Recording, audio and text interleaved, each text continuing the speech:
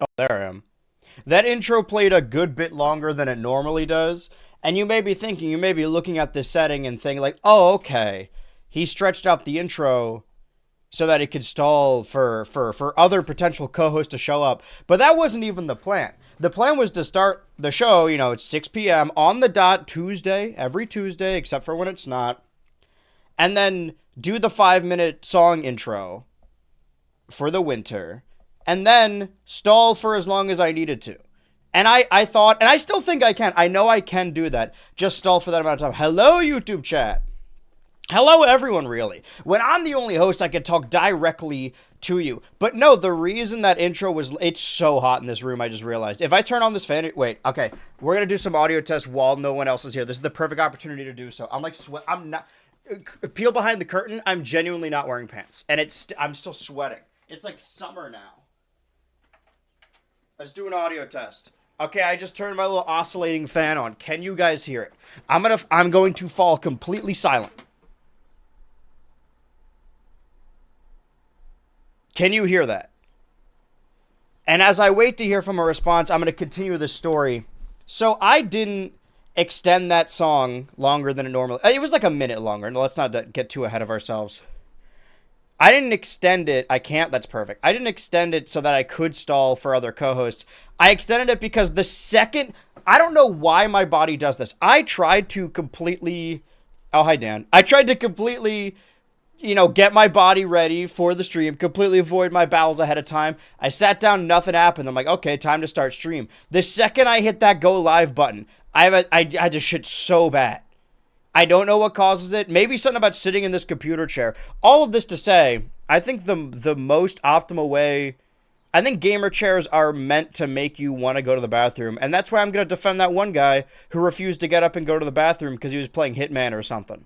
He was probably in the right. Well, I'm going to assume that we're all ready for everything then. Welcome, Ultras and Danonites alike, to episode 43 of the weekly episodic gaming-adjacent livestream podcast show. This is Dan to Ultra. On Tuesday nights, solely so we can celebrate a national holiday. And we're so far away. Yes, today is Mario Day, March 10th, MAR10. And technically, the end of March marks the end of Mario's 40th anniversary celebration period. Because of that, we had yet another Mario Galaxy movie direct with a slot of new actors tied to the project. We get more information on the upcoming Yoshi game, and Nintendo topped it off by filing a lawsuit against the US government. Outside of that, we've seen two major hints from other console manufacturers, Xbox and Steam, as well as major shifts over at PlayStation. A new season premiere, a new animated film, and to top all of that off, finally... After months of not releasing a video, we now live in a post-final Smash Ultimate video world. I can't imagine anyone has finished it since it's barely been over 24 hours. No, I guess it hasn't even been 24 hours since the premiere ended, and the video itself is a third of that. I'm just very much in a Smash Bros. Mood, and I think it's finally time. I'm your co-parent, BHultra. And I'm your Punkle Dan. I was going to begin this weekly installment. You can see my screen, right? Yeah, I can see your screen. Okay, I was going to begin this weekly installment by talking about the new info on this Yoshi game that we've heard a lot about, and we got a new trailer for it. However, I'm not putting words in anyone's mouth or throwing anyone under the bus, but this is an intervention. When we covered this game on the show, when it was announced, I kind of got the feeling I was the only one excited for it. And I felt the exact same way about Pokopia. And I have been vindicated ever since. So, Dan, how have you found Pokopia? I found it on Amazon. I haven't gotten it yet. Oh no! Well, I love it. I'm just gonna assume that we have the same opinion and that we both love the game. Granted, I only played a handful of hours of it, but I can understand why people are getting addicted to it. Marble? Yeah, we got a whole swath of new setups. I wanted to lean real hard into the visuals. Listen, all of the Smash budget needs to go fancy. somewhere. Yeah. And now we have this new game of the week. Well, specifically about because I've been trying to, not just me, but people have been trying to categorize it, whether it's like a simulation game, something like Animal Crossing, even more akin to the new Tomodachi Life, and the way you can kind of build and separate, or because of the blocky nature of the map and how you can destroy blocks and place them, if it's something more akin to Minecraft, or even like a 2D game like Terraria or Stardew Valley. And I think it is very much all of those things, but I'm kind of getting like Pikmin vibes from it too, like low stakes Pikmin, where they just give you. It's not a passive game, but there's a lot you can do passively. So what I realized is they showed us to this in the treehouse that you can like set multiple Pokemon on a build, on assembling some kind of building. And it's a specific Pokemon, like, oh, you have to choose Charmander and then a construction Pokemon. But that doesn't, to my understanding, it doesn't go off of in-game time. It goes off of real life time. So when I set multiple Pokemon to build something, it didn't say like, oh, this will be done in 20 minutes, which of course means like, oh, 20 minutes in game. It said, I was playing it at like 2 p.m. So it said, this will be done at 2:34. Like, it gave me precise time from the internal clock. So it does kind of feel like a game that you could, if you have a bunch of builds, set Pokemon to do it, and then put the game down and then come back and it's all built, and set multiple Pokemon to do multiple different things. And again, in comparison to Pikmin, it's very low stakes. But there are... Not that I'm supporting the decision, the original Dexit decision that people got really mad about, about removing all of the Pokemon from a traditional Pokemon RPG like Sword and Shield. But the initial idea of that was to remove Pokemon and really boil it down to like the most important like 300 Pokemon so that they could really hone in their animations and style. And ultimately that didn't end up being true. They just removed Pokemon and then reused models from X and Y. But this game, going into Pokopia, I'm like, okay, they're not going to have all the Pokemon, obviously. I was worried it was going to be predominantly Kanto Pokemon. And to be fair, a lot of the Pokemon I've encountered so far are Kanto Pokemon. But no spoilers, I saw a little silhouette of Cacnea, and I'm happy about that.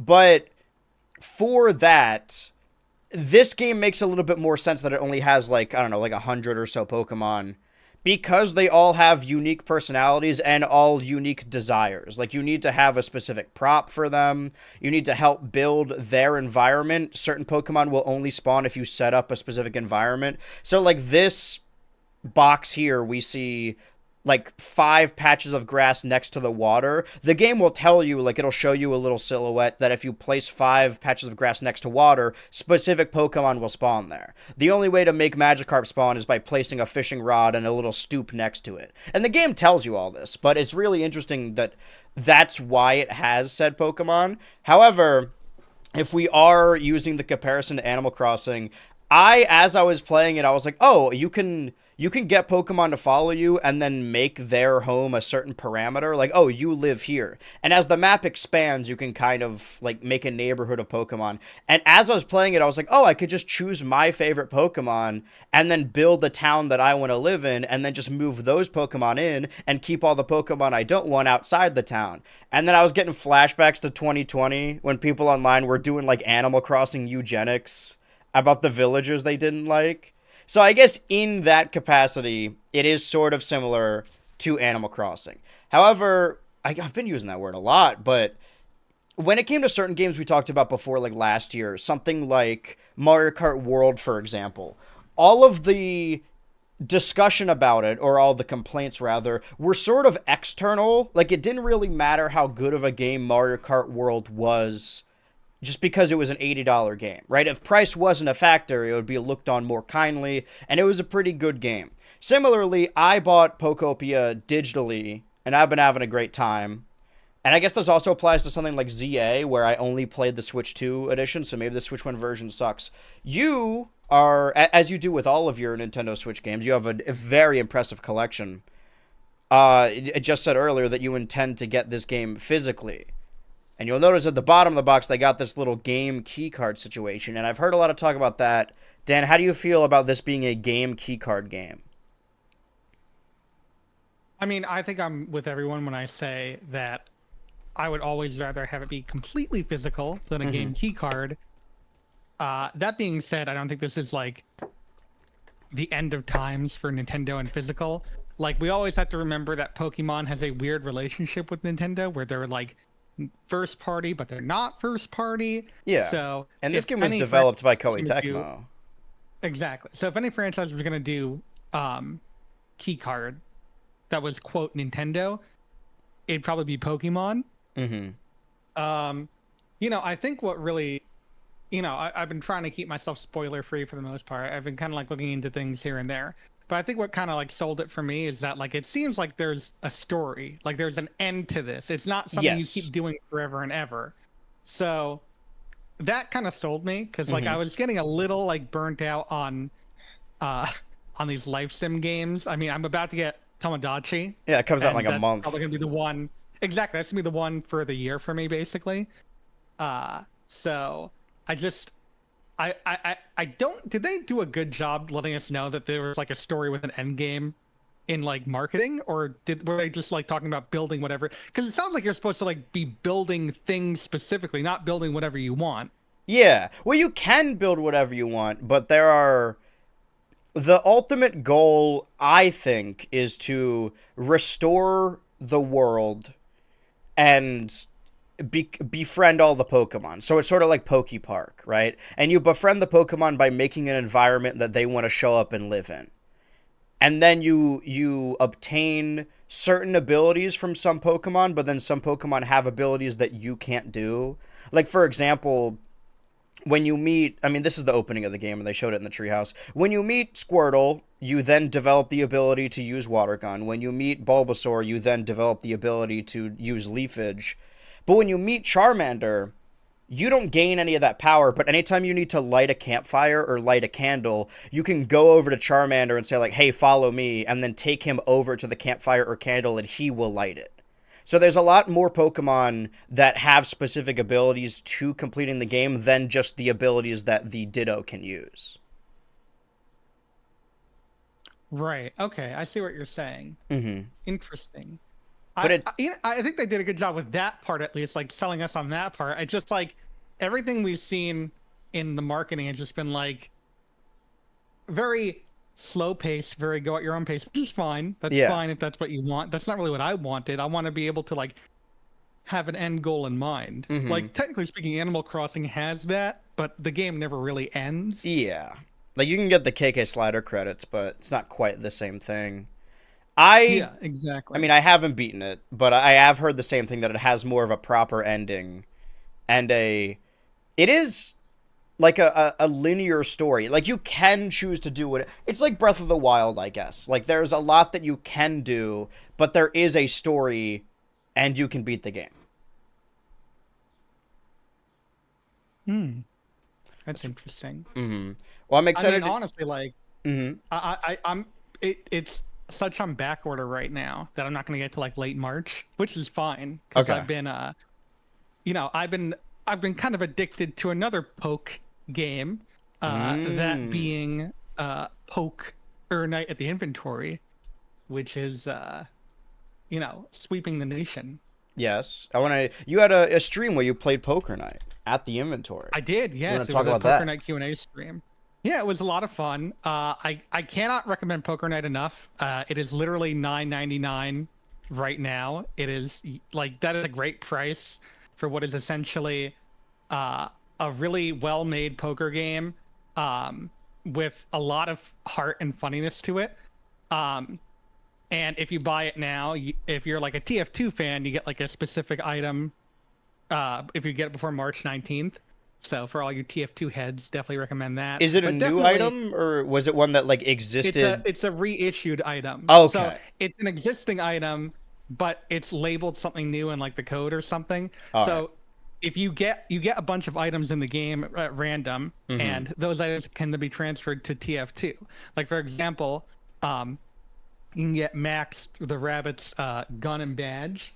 You can get Strong Bad's sunglasses, just to name a few things. You can even get the Heavy's minigun, which is crazy. It's actually like, it can get pretty high stakes. So this is your advertisement to go buy that game and also get Pokopia, because they are both really, really good. Although I can only speak for Poker Night, I'm sure that once I get my hands on Pokopia, that will also reign true. Yeah, it's a little double feature because we do have the next release as far as games go is Mario Wonder Switch 2 Edition, and we'll talk about that as well. But I do want to. I know we brought this up on the previous episode. I don't know if we really got into it. The new one is just a remaster re-release of the first Poker Night game, right? Kind of, yes. So it's a remaster, so the visuals are remastered, but also they actually then went in and changed all the AI, because beforehand they kind of did it based on personality. So for example, Max was like a wild card. So like he could go all in even though he has nothing. Strong Bad goes for like very strong bluffs. He's very like he'll try and like bluff you as much as he can. The Heavy will be a lot more of a determined player, and he'll go a lot more in if he has a more solid hand. And Tycho's the more like level-headed, like he is the From Penny smartest when it comes Arcade. to it.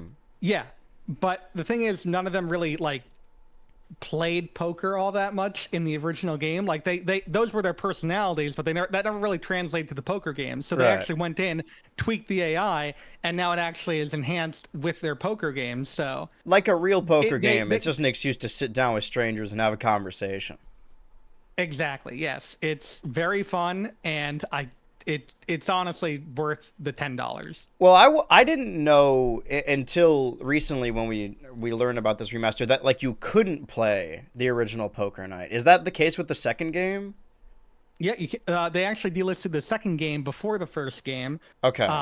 So that was in 2017 or 18, and then Poker Night was delisted in 2019. And the hope right now is, I think they've gone on record saying like they want to do Poker Night 2.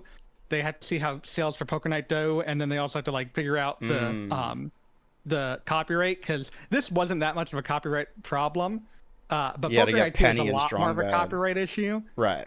because you got Venture Bros, you've got MGM with Evil Dead. Borderlands shouldn't be a problem. They could probably get that no problem at all. If they recast him, put Jack Black in there. I know, right? That's the only Ugh. thing they change. So Ugh. you have ulterior motives recommending this. You're saying we're gonna do the Twitter thing where we extend viewership in the form of a movement where it's like if you don't see this or if you don't play this, you're a bad person. Listen, guys, if you don't play this Poker Night remaster, we're never gonna get the Poker Night 2 remaster. And if we don't get the Poker Night 2 remaster, it's all of your faults. Exactly. That's exactly the right answer, and that is 100% correct. Also, you guys should see Coyote vs. Acme when it comes out in theaters pretty soon. Now, I cut away from Yoshi. As far as this Yoshi trailer, this new Yoshi trailer that we got, was it? Yeah, 6 hours ago. There's nothing in this Yoshi trailer that really tells us any more than we already knew. Like, now we know we can name the Rayman Legends looking creature. That happens at some point in this after Yoshi swallows it, or at the end of it. Yeah, you can name the thing. But we knew it was a 2D platformer, and we knew it looked pretty. Those are really the main things. However, we do now have, it's probably at the very end, we do now have a proper release date. This game is slated for release on May 21st, which means two things. One, that is the latest actual date we have of any Nintendo Switch 2 game. Let's see. Yeah, our 2026 guide right there for any Nintendo Switch 2 game. And two, it means that Fire Emblem and Rhythm Heaven are the only games we know that are coming this year by Nintendo that don't have proper release dates. I add a lot of asterisks to that because despite Splatoon Raiders being under 2026, we technically don't know that. And of course, there's other third parties like Duskbloods and no, just Duskbloods that we don't have a proper release date for. But Duskbloods was shown off in the first Nintendo Switch 2 Direct. Fire Emblem was recently September. Dan pointed out in our chat before that we're coming up on a year since Rhythm Heaven Groove was first announced. And I've updated our Thursday chart. March 27th, yeah. Yeah, I've updated our Thursday chart to include the Yoshi release date, which is over here. And also I added the Mario Galaxy movie because normally they say like, oh, this movie comes out this weekend. And that used to mean it would come out on Friday and there would be a really late release on Thursday. But anyone who goes to the movies knows that this means like, oh, the movie comes out on Thursday, which it does. This movie comes out April 2nd, which would be the Thursday after March 26th. I thought it came out the 1st. Does it? It might. Let me comes out on a Wednesday? That's nuts. I know, right? You go into the theater and it plays an entirely different movie. It's an elaborate April. They play the 5th season of Smiling Friends. Yeah, April 1st. Damn. Okay, we'll ignore everything I just said then. But in 2 days, we will see the release of the Talking Flower toy that I know everyone here is excited for. And then after, they have nothing slated for March 19th, as of right now. And then the release of Super Mario Wonder Switch 2 Edition. And then, not only the 1-year anniversary of this show, Switch 2 Ultra, but also, we started the show to speculate ahead of time the first Nintendo Switch 2 Direct, where they showed off... Rhythm Heaven Groove was shown off in the late March Nintendo Switch 1 Direct, right? Yes. We haven't heard anything. So what's the deal? What do you think's going on here, Dan? I genuinely do not know. Like, I cannot tell you. It is so shocking that it has been a year almost, and there has been zero news. If we get a Nintendo Direct before March 27th, and Rhythm Heaven is not in that at all, I'm going to assume the game might be canceled. Because canceled? I mean, delayed.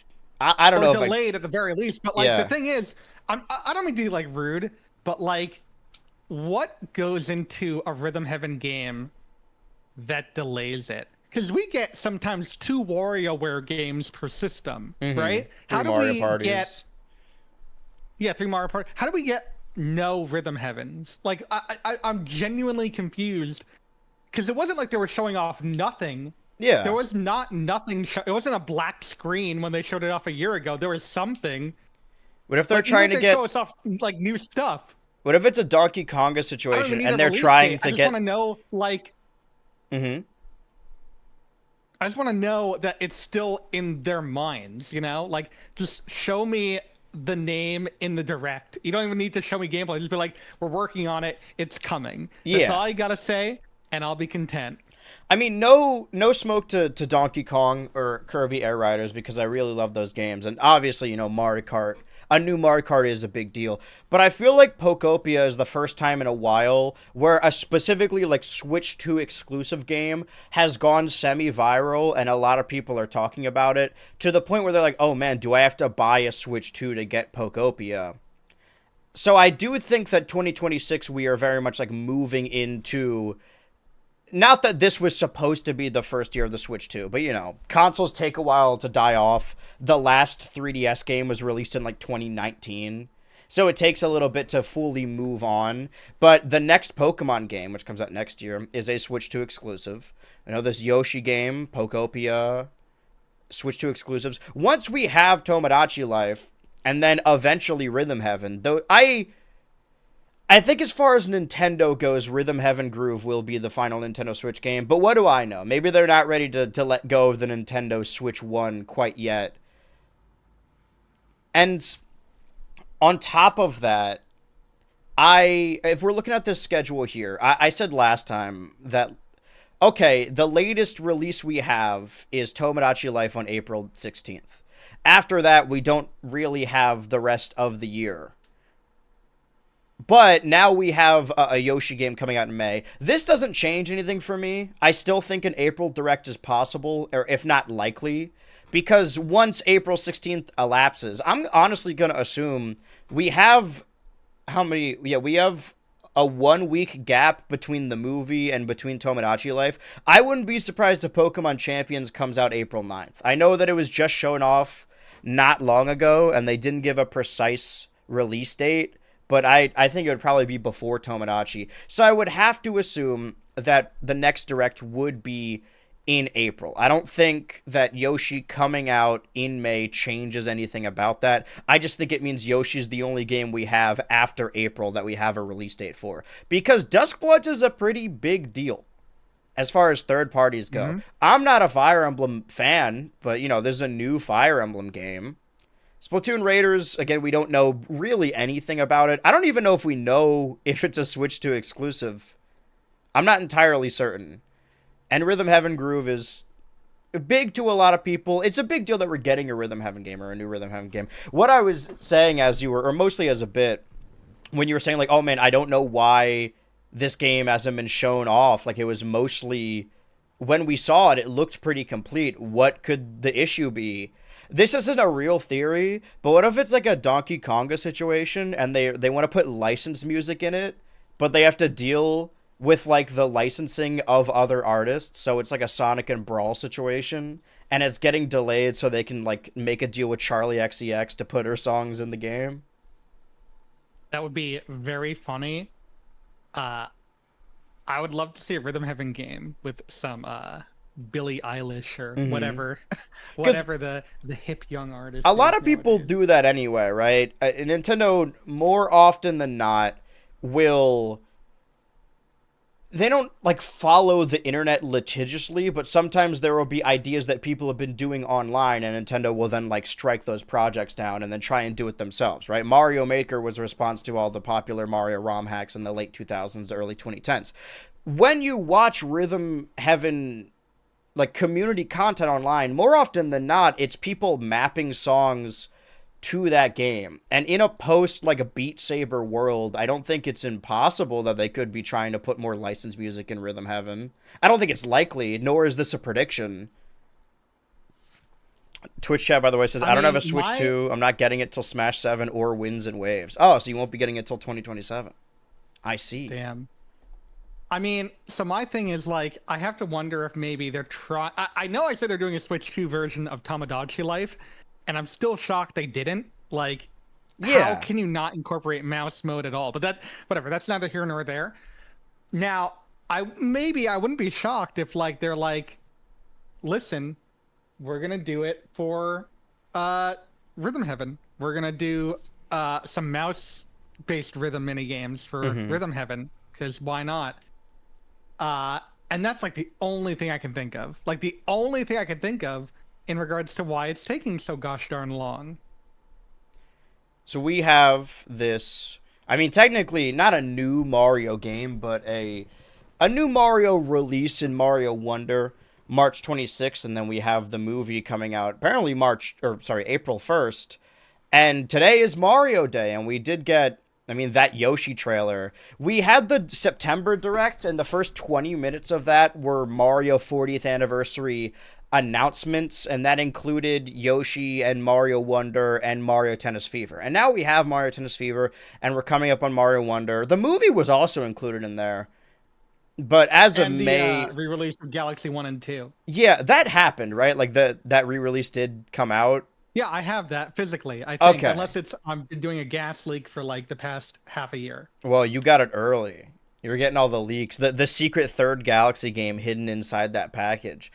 I want to say this Universe. now because I'm still pretty set that we're going to get a direct in April, just because we got a direct last April. Hopefully, it just switched to like exclusive direct.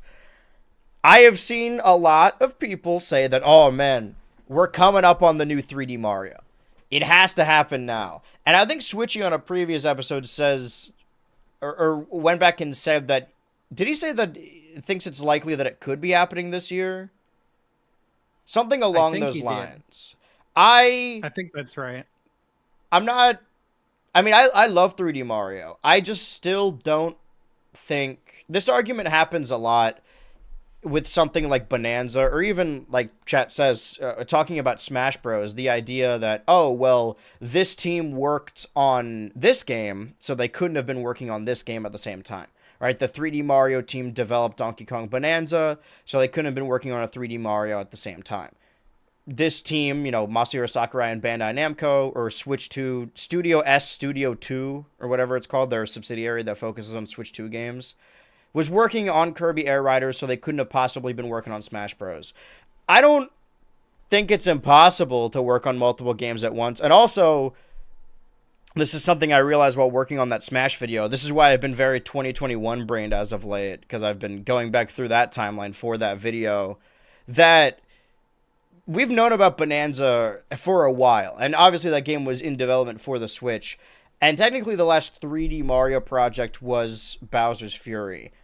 I still don't think that there will be a 3D Mario this year. Like, obviously, I'm not certain. I can't know for certain.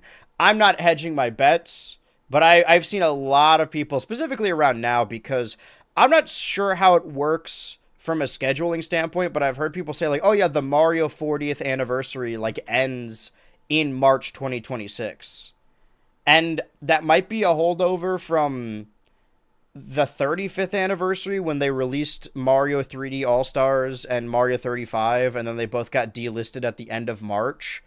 I don't know why people say that exactly, that like, oh, Mario's anniversary ends on March 31st. Maybe that's because that's when the anniversary starts and it's a year-long thing.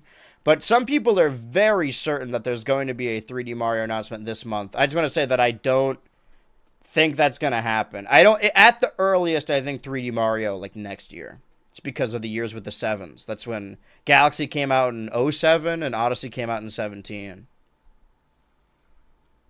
I just don't know what their big holiday game could be. I don't know. I mean, it's still They're not March. giving us anything. It is still March, you're right, but here's the thing. We don't know anything after June. We know nothing. Yeah. Like we have nothing after June for the rest of the year. And I mean, as far as Nintendo I releases would go, now we don't know anything past May 21st. That's true. That is true. And like the thing is, I think it's either going to be a new Mario game or the next Smash. Because Ooh. honestly, because we got Smash 2018, second year of Switch 1's life cycle. Mm-hmm. I wouldn't be surprised if we get Smash again at the end of the year. And if we do have that direct in Ooh. April, that would line up with when they announced. I think that would line up pretty well with when they announced Smash Ultimate. for the next one, Yeah. Ultimate. I I mean, think, that's right? why it ended up being a day late, just because I had to. The plan was to release the Smash video on March 8th, because that would be the 8 year. Is it 8 years? Yeah, 8 year anniversary of that first Inkling teaser.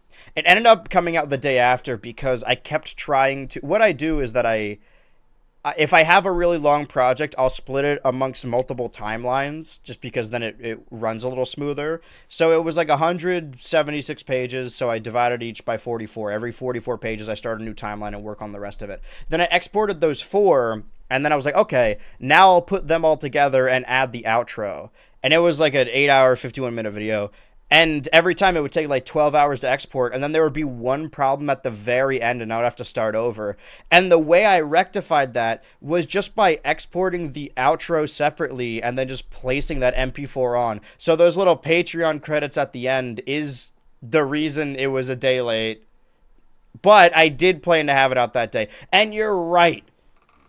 Dan, you ever have, this is either going to be, to the chat, I think I've said this before, either something incredibly relatable that's going to, like, hit hard, or it's going to sound insane. Do you ever hope sometimes that, like, I'm going to say this in the most exaggerated way possible, some kind of, like, horrible calamity befalls you so that you can kind of cancel plans? Like, when you kind of don't want to go out with friends and you're like, I hope... I'm not gonna lie. Yes, I 100% know what you're talking about. Yeah, or like when you're like have a lot of work to do and then you get really sick and you're like, this sucks, but I don't have to do anything. I have begun so many large projects this year, and I'm now that I've finally finished the Smash video, it's gonna get a little easier, but I'm feeling the crushing weight. And I made a promise that if a Smash Bros gets announced, I'm gonna pivot and just talk about Smash Bros nonstop. And now I'm really feeling, now that I've finished the Ultimate video. Man, what if they do announce a new Smash game? What if I cancel all the projects that I didn't announce? Oh my god! And then just start doing that, because obviously the nudes era video I have to do, right? It won a bracket. I talked about it, but there's a lot of stuff I've been doing on the side that is. I like writing, I like editing, but you know it's exhausting work to do a lot of the time. But you know, if they happen to announce a new one, or there's a new Smash hype cycle, I know what I gotta do. That's where we're at right now. We are celebrating Mario Day. Check out this Super Mario Wonder overview trailer that they released. Oh? I did want to talk about the Yoshi for a second, because you said there was nothing new, but I think it's important to clarify. I think there were some new things shown off. I think it gave us a better idea of like what the game structure is like. It's sort of like finding these creatures, helping them out of situations within the levels, and then that's how you kind of like complete it. It's a very Yoshi's Story-esque approach to it, where there's no like start and end to a level. It's how when you're done, that is when, or maybe there is a start and end, but like kind of like it's clear that like you have to like help as many of these guys as possible, and that's how you win. And they also confirmed that Bowser Jr. is in the game. That's true. Baby Bowser, I guess. I mean, it looks like Bowser Jr. It does, because he has the mask, so it looks like Bowser Jr.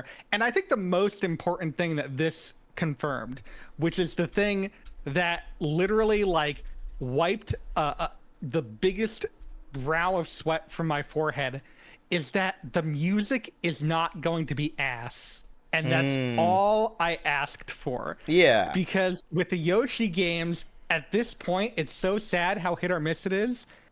And it's not like great, but it's not like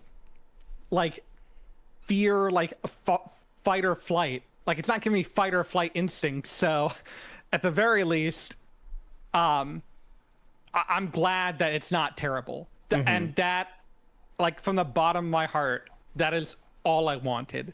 Also, it's $60, so you know we're still getting $60 Switch 2 game. Yeah, for a Switch 2 game, that's pretty nice. I don't know if we know anything, but like as soon as I saw this game, I was like, okay, this looks like, we know that a while back Nintendo bought up a lot of the, was it Ubisoft developers who worked on the 2D Rayman games, and this feels very 2D Rayman, but it also feels very Yoshi, other Yoshi games. There is a bit around here, we're not listening to it, but I have it written here. The voiceover guy says the line that this book landed in, quote, the island where Yoshi and his friends live. They don't call it anything, they just say the island where Yoshi and his friends live. There's like a big there's like a big copyright battle right now with Nintendo and God knows who. I can only imagine.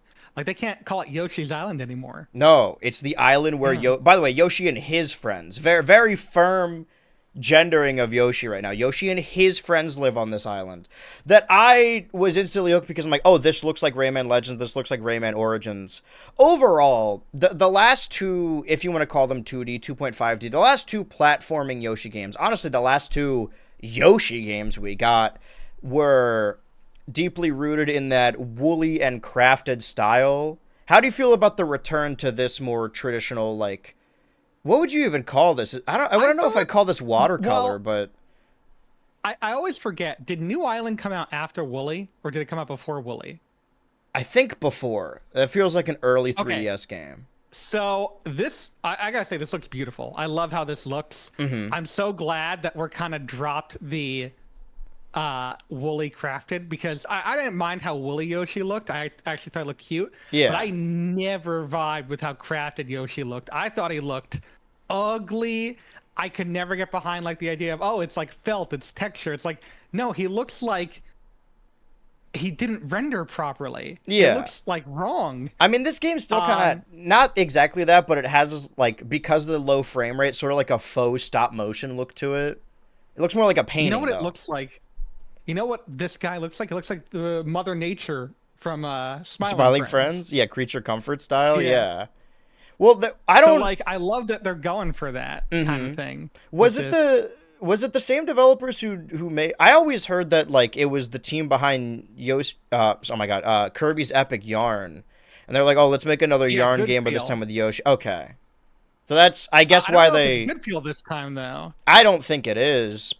I mean, I don't think it is either. Yeah, I think this feels very much like an internal Nintendo game. I will say also, just worth noting, looking at this list, and also how many Switch 2 exclusives are there now, like under the Nintendo publishing? There's Mario Kart, Welcome Tour, Bonanza, Hyrule Warriors, Air Riders, Kirby. And now MAR10 and Pokopia. No, not Pokemon, not Metroid. I think just those 7. Pokopia. Anyway, of those 7 games that are Nintendo Switch 2... Well, does Drag X Drive count? Yeah, I guess that counts. I'll count that. That's in there. Of those 8 games, 2 of them were developed by Koei Tecmo, and that's Pokopia and Hyrule Warriors Age of Imprisonment, which is a good fourth of their game so far. And then Air Riders was co-developed by Bandai Namco, and they have the upcoming Duskbloods game as well, that I think early on in Nintendo consoles' lifespan, people look at third-party support, and I think in previous consoles it was very much like Sega, Capcom, Square Enix, that I think over the Switch 1 era and going into the Switch 2 era, it seems like Koei Tecmo and Bandai Namco are the most attached third party. Pokopia was Koei Tecmo. Yes, it was. We got to get Ryu Hayabusa and Smash Bros. One of these days. I feel like they've earned it at this point. Yeah, that specifically looks very much like the chewing character. I want to see the snail extend again. It does. It looks so Aardman-esque. I kind of love it. It's like faux stop motion. But I really like it. I get what they were going for with Woolly and Crafted, but because they were 2 games back-to-back, and games take a while to work on now, and also Crafted World got delayed to 2019 after being announced in 2017, that was like almost a good decade of that specific Yoshi dominating. Whenever you would see a Yoshi render that wasn't from a spin-off or from a crossover game, it would be that specific Yoshi. So it's good to see this Yoshi back a little bit. We've had a pretty Yoshi-centric week, and maybe that's why they wanted a game like this. Because I get the feeling that... I think we know the story now, I could be misremembering, that the Donkey Kong redesign began in the Mario movie first, and then they were developing Bonanza and thought, oh, we should change his design in this as well, and then did the same thing for Mario Kart and also, Mario Tennis Fever, every subsequent Donkey Kong thing. And I don't know that, like, the Princess Peach's Showtime game was greenlit just because of the Mario movie, but I feel like, although we do talk about video games here predominantly, that the Mario movie specifically has done a lot for the decisions they've been making internally as far as Mario games go. That, oh, Peach is such a big main character in the Mario movie, more so than Luigi. She should have a game where she's a protagonist. Let's get a game on the eShop where she's the protagonist. I don't have this listed anywhere on like the news or notes or any documents I have set up, but right now there's a lot of speculation for a potential like Fallout remake, whether that be a New Vegas remake or a Fallout 3 remake. It turned out to be like false alarm for the New Vegas remake, but the reason people think that is because the Fallout show was sort of a like remarkable popular show outside of even people who like Fallout, like that of The Last of Us. All of a sudden there are a lot more Fallout fans, and now they have a season 2 that's also very popular that is set in New Vegas with the New Vegas characters. And Bethesda chose to capitalize on this by like remaking Fallout 4 poorly and then doing a Fallout 76 event. So they're not capitalizing well, which is why people believe there has to be a New Vegas remake. Because like, oh, clearly they want to levy a lot of the new show viewers over towards the games. What I'm getting at as far as Nintendo goes is I think it's possible that the way Bonanza looking the way it does, the Princess Peach game being greenlit, and this Yoshi game, I imagine being fast-tracked, have a lot to do with the characters showing up in the movies, because then, you know, if people like the movies and they don't really play the games, especially children, then they will immediately want to play a game starring those characters. And prior to this game, if you saw the Mario Galaxy movie and really loved Yoshi, definitely Bowser Jr. Yeah, my 3 remastered, it's 3 remastered, leaked by figure listing on GameStop. Oh, like a recent one? I didn't know that. All I heard is that there was the team behind Rumbleverse, which was a battle royale wrestling game that only I played, that was open for 6 months and then shut down its servers, held an upfront in their company, and they posted about it, and the screen in the background was a Fallout New Vegas loading screen, but it was like up-resed and fresh, and then everyone ran with like, oh man, this means there's going to be they're working on the New Vegas remake, because they did sort of shadow drop the Oblivion remake last year, so it's not above or beneath Bethesda to do any of those things. I imagine it's still all hands on deck as far as the new Elder Scrolls game goes. But that is Yoshi and the Mysterious Book. If we can jump over into this Mario Wonder overview trailer, they're still using the... Wait, did they use the Mario 40th? Yeah, they did. The Mario 40th branding for this one. Now, not that I don't love getting more info every week, but, you know, this game is Mario Wonder. We got a spotlight in the September Direct. It was the September Direct not long ago. And then another trailer, and then the Treehouse, and now another trailer. So I didn't really watch this very closely. Dan, did they show anything of interest off in this overview specifically? They did. They showed off another one of the Koopaling fights, and I'm glad that they did, because they're showcasing how they're really utilizing the Wonder effects for boss fights now in really fun ways. Like, you basically fought Bowser Jr. and the castle, and that was it. And it was kind of the same fight every time. That one tank conveyor belt, too. Yeah. We saw Rosalina elephant form. Oh! So people are definitely Timestamp? Anyone got a link? Right. No, you have to go back. Oh, anyone got an image? Oh, I just saw it. Yes! Oh, she's blue. There it is. Yeah, she's blue. Fire Rosalina. They Rosalina. also said that now they're doing double badge mode, so you can do 2 badges at once that kind of like coincide with each other. Oh, this is where the boss fight comes in. Yeah, when they showed it off initially, it seemed like all of the new stuff was in a separate map, but this is an extension of the original Mario Wonder map. Yes. So if you go back a little bit, before the Rosalina thing, they were talking about how this is now. No, you can go forward now. Okay. So they're talking about additions to the main game. Right. So this is what they're talking about with additions to the main game. The only things that they talked about were Rosalina, the Koopalings, and the new flower power up. Oh, and by the way, I was gonna. If we can go ahead and look at this image. I don't think that's a new area. I think that's an area that already existed. Probably, but that definitely wasn't in it. They added that. No, I think they did not. They were not in that. No. Yeah. Well, if you can direct your attention over towards here, Twitch chat's already saying it. These are, what are they called? Ghost Pikmin in Pikmin 4? Ghost Pikmin.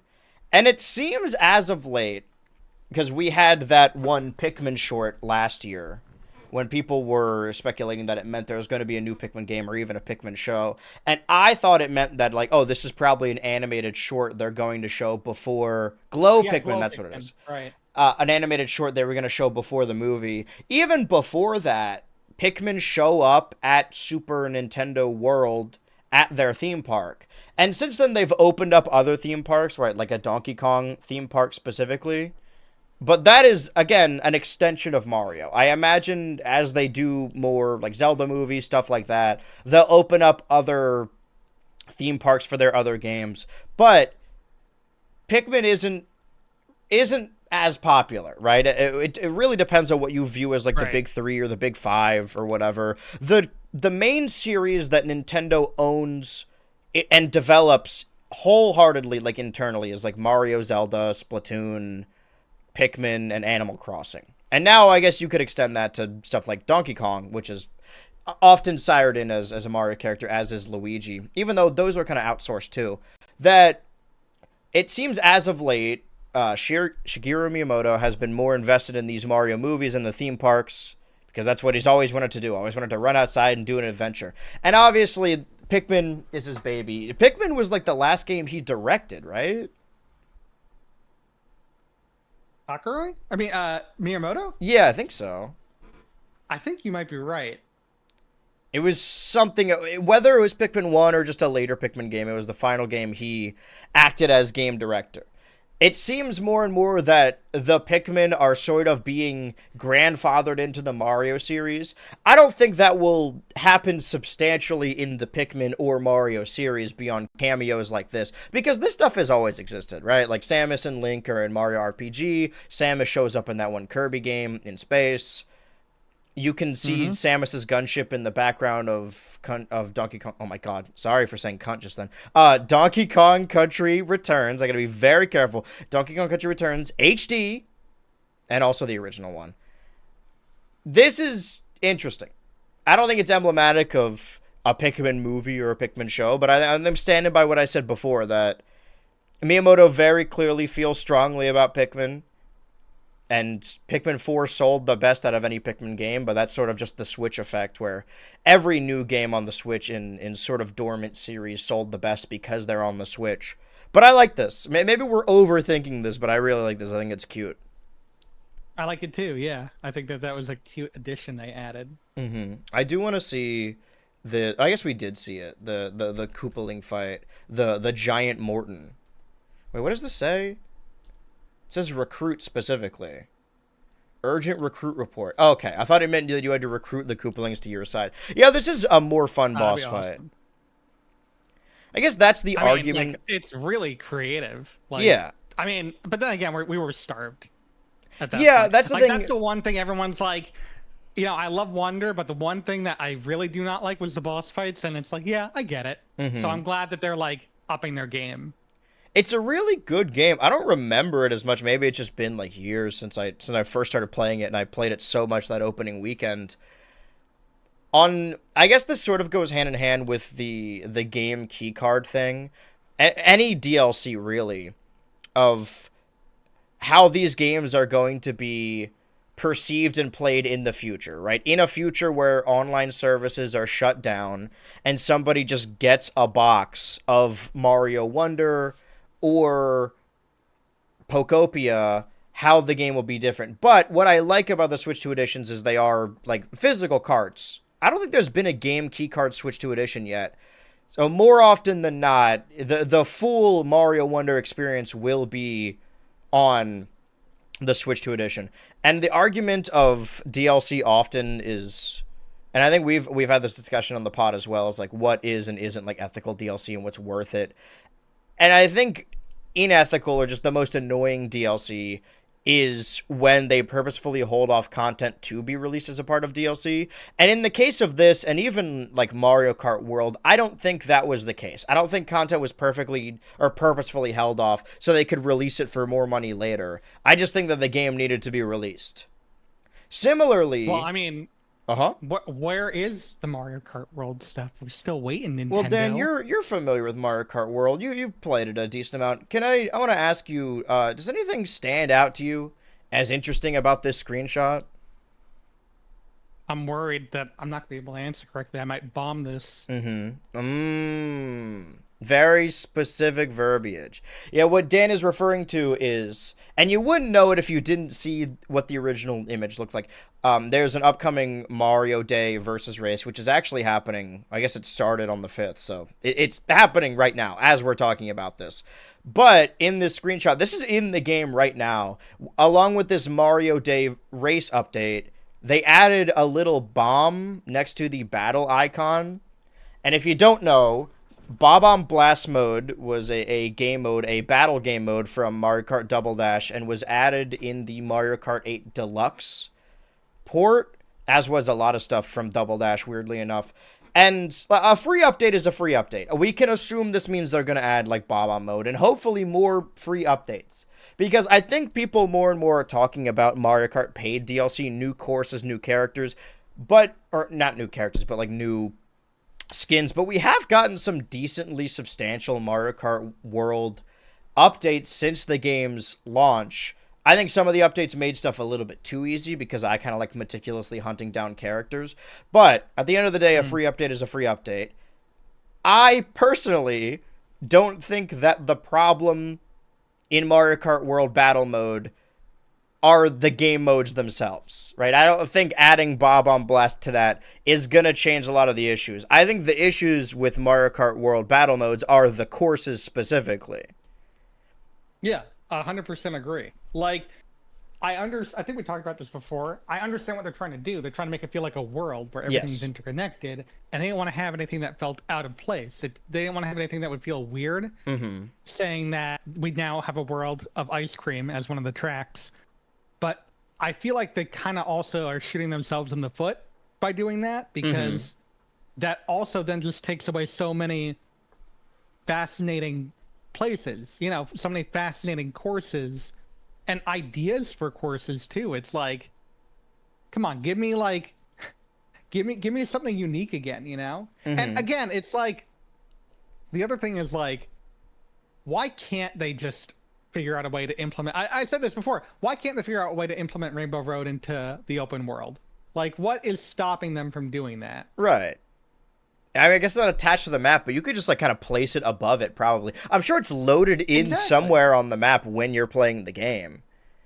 But this was a complaint. They still have the floating they have the floating question block thing up in the sky. You can get to that. Can't get to Rainbow Road. It's weird that this is sort of backtracking, because this was a complaint with Mario Kart 8 before, you know, Bomb Blast mode and other stuff was added in 8 Deluxe, that the lack of courses, and specifically that the battle modes, the battle arenas, are just the courses again. You're just going down a linear course as opposed to a map built from the ground up that is a battle mode. You know, we're all going to have biases of whatever game we started with. My first Mario Kart was Mario Kart DS, and my favorite bits of Mario Kart DS battle mode were like playing on the cake or playing on the giant DS or being in the Luigi's Mansion labyrinth. I like the courses built specifically for battle mode, and I think battle mode in particular is a really good excuse to just build those alternative maps. Because if you're building a race map, the effect of the game is the open world, so they have to be added somewhere. But the battle mode, there's no intermissions in the battle mode. You're just teleported there. They could make individual courses for the battle mode, because otherwise, I just don't really see the purpose of it in and of itself. Maybe that will be in the update whenever we assume this update is. I think people thought that there was going to be a major Mario Day announcement, and technically there was a Yoshi and the Mysterious Book release date announcement, and you never know, maybe there's breaking news on this installment of Switch 2 Ultra. But I think as far as Mario goes, as always, like every day there's been, I'm glad we moved this to Tuesday. There's a lot to talk about. Also, I will say, next week on Switch 2 Ultra, I've been keeping you guys on a little cliffhanger that I chipped my tooth when I saw a movie last weekend, or the weekend of the previous episode. I have a dentist appointment next Tuesday, like a handful of hours before the pod. And I know that a dentist appointment doesn't take like 3 or 4 hours, but on the off chance that it does, or that I'm numb or something, I don't think they do any actual work on the checkup appointment. I think they just clean stuff. If there is an issue with me or I'm late, the episode will still happen that day, but, you know, a conflict could be a conflict. We will play it by ear. We'll see if anything of interest happens between the weeks. However, maybe we shouldn't say... There might be something interesting on the Switch 2.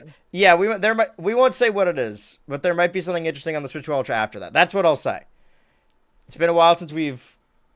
Yeah, you know what? There'll be something. Yeah, tune in for that. What's 2 Tuesdays from now? The 24th. Yeah, on the 24th, you're not gonna want to miss that episode of Switch 2 Ultra. That's all I'll say. I forgot why. It'll be a deadly 6 of a Switch to I Ultra. don't know if I even get that reference, but you know what? You're right. Let me ask you, do you think there's going to be any substantial, like, courses or costumes added to Mario Kart World within the year? Within the year? Yes. Okay. Anytime soon? Probably not. But then again, I'm always wrong with this kind of stuff, so we'll see. Do you think that could be like a direct announcement? No, for just costumes, our- no. I don't think it. I think they had to do something a little bigger, like courses at the very least. I don't think any of our predictions have come true beyond the Tomodachi Gay one yet. Yeah, my Mario Tennis one was way off. Well, I mean, you saying Gen 10 better than 9 and 8 could very well be true. Well, I think I might be right about the Gen 8 thing. I think people are like kind of like going back on Gen 8 and being like, wow, these designs were not great. But we will see about Gen 9 when. Well, is this just off of designs or like the game itself? Oh yeah, Switchy has Mario Kart World paid DLC. Do I have anything Mario Kart? No, okay. We'll tune back into that. Nintendo is very litigious with footage of the movie specifically, so I won't be playing this direct in the background as I normally do, but we can probably spot very specific camera. This is a very funny. I actually didn't watch this the whole way through. I watched the trailer specifically. I want to see if I can find. Is there anything in the trailer you wanted to point out in particular before we get into like the voices? Because we could show frames of this. Well, I mean, this basically confirmed in unit. Well, okay, I'm a little annoyed at one thing. Okay. It's like they did such a good job of like making it clear, like or making it very mysterious. It's like, is Bowser Jr. going to succeed in getting Bowser back? Is Bowser going to regain his size? That kind of thing. Mm-hmm. And then they kind of just spoil that in this trailer. It's like, well, there he is. Okay, great. I mean, I kind of just wanted to see that on my own. I feel like you didn't even need to show that. Like, now you don't even need to see the movie. Yeah. Yeah. I'm glad that we got confirmation about Wart for real. Like, that's a really cool thing. I'm glad that... Honestly, what I have to say about this trailer isn't even about the trailer. It's about what wasn't shown in the trailer. Mm-hmm. So... I think I was something I was looking for in the trailer, but yeah. Oh, wait. The one thing everyone's been leaking, or the one thing that everyone's been saying since like the early days of the leak, that everyone's been saying is like going to happen, and the one thing we haven't seen yet is Wario. Do you still think Wario could appear in this movie? Will appear in this movie? I think it's possible. I mean, like the first Mario movie ended with a post-credit scene of the Yoshi egg hatching. So like appear in the movie, like it's possible that he's at like after the credits, but I don't think he's going to be, because there's already so much going on here, right? We have Bowser Jr., we have Rosalina, we have Yoshi, and now we also have all the like Mario 2 characters in the casino, like Wart and Burdetta. I definitely am worried that, you know, they're like, it's 8 minutes longer. There's Kiki as well. So much more content. I'm worried that it's going to be really weirdly paced. Yeah. Like a really weirdly paced movie. I do think there's a potential workaround if they commit to it, but we will... I also... Is it in the...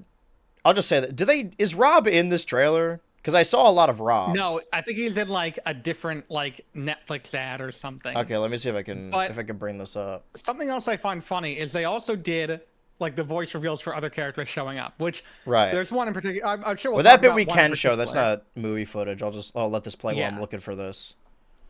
So, Luis, who is it? Luis Garcia. Yes. Or Luis Guzman, right? Luis Guzman, right? Mm-hmm. Now, the thing that is interesting is they announced the actor for the Honey Queen, but they didn't show the Honey Queen in the trailer. Right.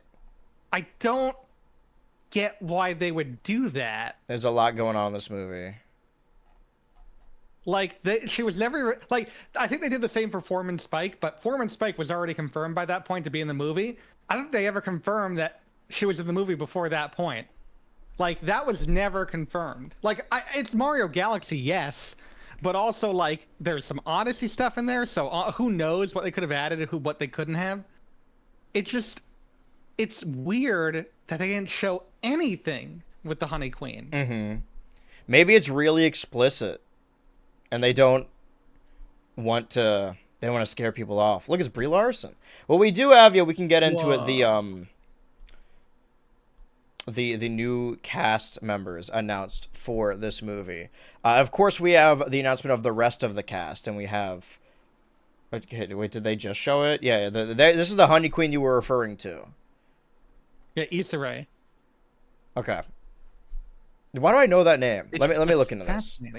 I think I know it too, and it's bothering me. Mm-hmm. I'll look into it right now. But do you have any... Well, what do you think the deal is with the Honey Queen? Because we do sort of see... She's in the movie, and... Not the Honey Hive Galaxy, but, like, the little... I wish I could, like, just play this, but, like, we do see the little, like, arch opening bit of the Honey Hive Galaxy. So Issa Rae is known for... These are producer credits. The episode of Black Mirror last year I didn't like. Okay, that's what I know her from. She plays a Barbie in the Barbie movie. She was Spider-Woman in the new Spider-Verse movie. Jessica Drew? Yeah. Okay. Was that the pregnant one? I don't know. I guess I didn't know their first names. Don't show a picture.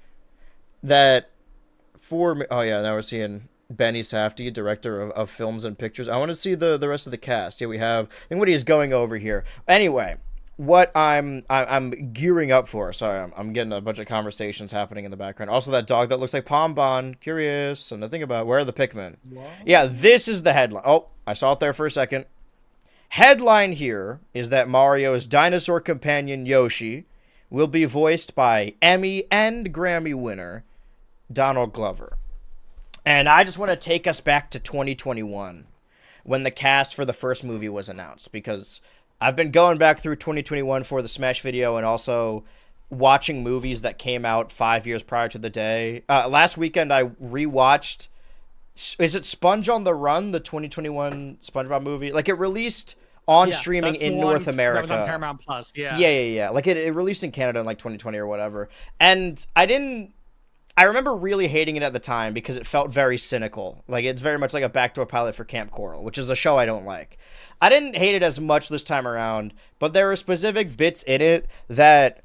And I said this on stream the other day, and I don't think other people found it funny. I wish I could just show the clips. There are two line reads in particular that, like, there were no jokes in it that were purposeful jokes that I'm like, this is really funny. But there's a bit where Keanu Reeves as Sage says, like, oh, the situation gets way worse. And then it lingers for a second, and then Patrick says, dude said way worse. It just sounds like a Gen Z kid sort of, like, submitted, sort of just, like, overcame Patrick for a second, and I don't know why it made me laugh. And then there's a bit at the end when all the SpongeBob crew are all giving their testimony about why he should be let go, and all of them are like, SpongeBob's my friend, they let him go, he's here for love. And then Squidward is like, in his normal Squidward voice, like, he's annoying, but I love him, and then completely drops the voice and says, and he doesn't deserve to die. He says it, like, very deadpan like that, and it was just an insane screenshot to have the SpongeBob movie, and it just says Squidward's like, he doesn't deserve to die. Anyway, that's completely unrelated from what I was talking about. Take us back to 2021. I reacted to that cast on stream, but I also brought it up in my first video about musicals because I was certain it was going to be. The Super Mario movie from 2023 was written by Matthew Fogel, who also wrote the second Lego movie, which, if you haven't seen, a lot of people haven't seen it, is a musical, and I did intend to talk about that in a later video. And he's also, allegedly, according to Wikipedia, writing the Galaxy movie. Now, I was wrong about the first movie being a musical, but I predicted it would be because of the musical talents of the cast like Charlie Day, Jack Black, and Keegan-Michael Key. Since the announcement of the second movie, we have gotten major cast members like Brie Larson and Donald Glover, who are also very musically talented. I'd argue that Scott Pilgrim is a musical, but we don't have time to argue that today. A Mario movie is going to sell itself. But if you ask anyone, that isn't in the video game sphere, ask anyone, I'm sure they tell you that the most popular aspect of the last Mario movie was the Bowser musical number performed by Jack Black. And I guess you could say the same thing about the Minecraft movie. So, I hope, clasping my hands and dropping to my knees, I hope we... I hope the movie's a musical, obviously, and I think that is a way to get around it being crowded. Like, oh, if you go to the casino and meet Wart, like, man, we're wasting time here. But if you go to the casino and Wart has a musical number, it's like, okay, I'm sure Luis Guzman could sing. Okay, now this is entertaining. All I need is maybe 1 or 2 songs, and I specifically need a ballad between Bowser and Luigi. This isn't a prediction as much as it is like a thing that I want. I hope that Donald Glover sings as Yoshi. He's got a really convincing Yoshi voice. Like, this isn't... He does. It's kind of crazy. I know that this comes up a lot with animated films of the celebrity casting. And that is true here. And people were very mad in 2021 when it was announced. And Chris Pratt is playing Mario and not Charles Martinet. Especially since, like, Charles Martinet is sort of retired. And I understand that frustration. But if you're going to pick any actors to voice your characters, I think the likes of Jack Black and Charlie Day, they have very animated voices, right? They're not necessarily voice actors, although they did voice act alongside Chris Pratt in the second Lego movie and the first Lego movie. Wait, no, sorry, Jack Black wasn't in that one, but Charlie Day was. And I think the fears of, like, oh, Donald Glover just doing his Donald Glover voice as Yoshi, like, hey, I'm Yoshi, have been swiped by hearing his voice. It's a pretty good Yoshi voice. Miyamoto's clearly knows something that we don't. On top of that, as far as all the... Someone said Donald Glover is to Yoshi as Justin Timberlake is to Boo Boo. And I totally get that. What the hell is... Who the hell's Boo Boo? Oh, from the Yogi Bear movie. I was thinking of the Trolls movie. No, you're right. That's nuts. Yeah. Right? Honestly, like... I mean, obviously there's a filter. Like, someone proved there's a filter to make it sound more like him. Yeah, it's actually not Donald Glover. It's a Donald Glover AI model. It's Donald Glover, actually. It's his brother. That's Childish Gambino. They got a different guy. Yeah, no, it's actually, whenever Donald Glover's not around, they get Devin Glover. His equally, he sounds just like him and looks just like him, but he costs like a quarter of what Donald Glover costs. Yeah, they get Tom Hanks' brother to voice Donald Glover's characters. Exactly. So, I have a lot of tabs open. I got Photoshop and Streamlabs open. There is a new website that's opened up, gatewaygalaxy.com. And I tried opening it earlier, and it made my computer turn into a helicopter. We can try it. Oh, yeah, see, this is why... because the cursor is like the star cursor. It's burning up the center of my computer. Okay, so we have... if I can get over here, I want... the boarding times. We see a list of places like the Mushroom Kingdom, the Honey Hive Galaxy, Fossil Falls, which I believe is from Mario Odyssey. Yeah. The Comet Observatory, Toasterina Town, which is also from Mario Odyssey, Drip Drop Galaxy, and Space Junk Galaxy, obviously from Mario Galaxy. Is there any more information? That's really all I wanted to show off. All right, I'm not registering anything. Okay, well, that's just what I wanted to show, is that there were multiple locations that were showing off. I could hear my computer right now. I needed a second to calm down. Okay, so we've, the final news story under the Nintendo umbrella is that... oh, wait, no, actually, before I do that, we haven't been playing any of the audio for any of these videos, but I think for tradition's sake, I do kind of want to watch the Nintendo New York live reaction to Donald Glover as Yoshi. I'm so glad this guy has been doing this for like almost a decade now. Probably over a decade. Yeah. They're pogging for... do you think they're popping off for specifically Luis Guzman or the fact that Wart's in the movie? No, I think it's probably Wart.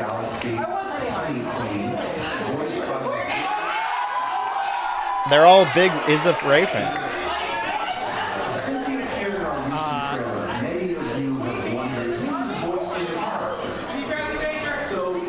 You said D. Bradley Baker? That's what I thought. I thought it was D. Bradley Baker. Happens to be a Nintendo super fan. And I'm excited to share with you today that the voice of Yoshi... I love when they're reacting like someone just got in a smash. That's awesome. They really like Fiona and Cake Season 1. Is it only season 1 that he's in? Is he in neither? Only season 1, yeah. Yeah, they're No, specific. he's in season 1. Yeah, they're specific fans of Fiona and Cake season 1, and to be honest, I'm also exclusively a fan of Fiona and Cake season 1. Oh, Miyamoto's there as well. So anyway, the final news story under the Nintendo umbrella: Nintendo of America has filed a lawsuit against the U.S. government, as perfectly encapsulated inside this Hungry Box thumbnail that he made for his video talking about it. Dan, what do you know about this? Did you hear anything about this? Well, or am I breaking the news to you right now? I did hear about this, yes.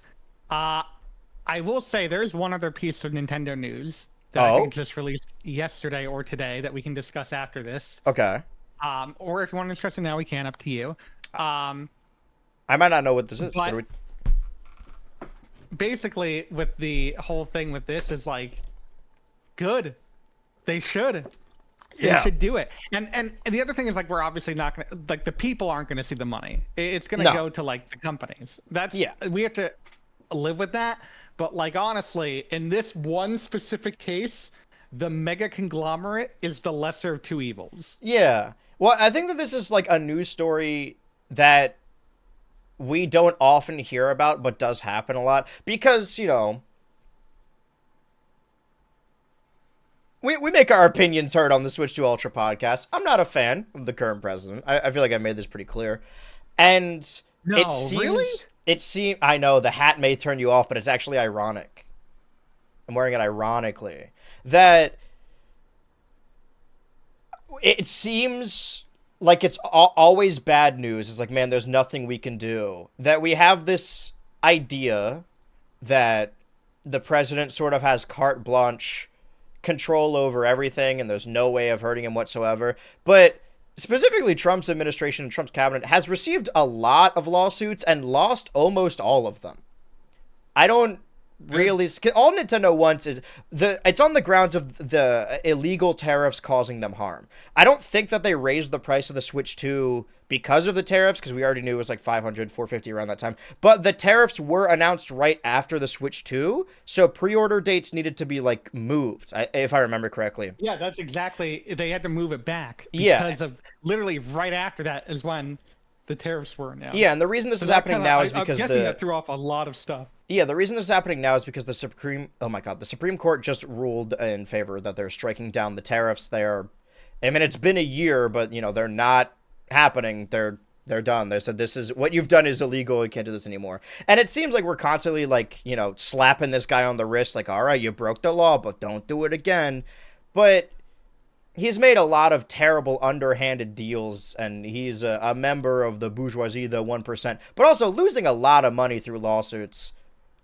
And I like to see it, is all I'll say. I don't really know a lot more beyond that, but you're right. I don't think this is going to lower the price of the Switch 2 hardware. Maybe some controllers and stuff. And two, I don't think the refunds... I imagine Nintendo's going to win. I don't think the refunds are going to get anywhere near the consumer.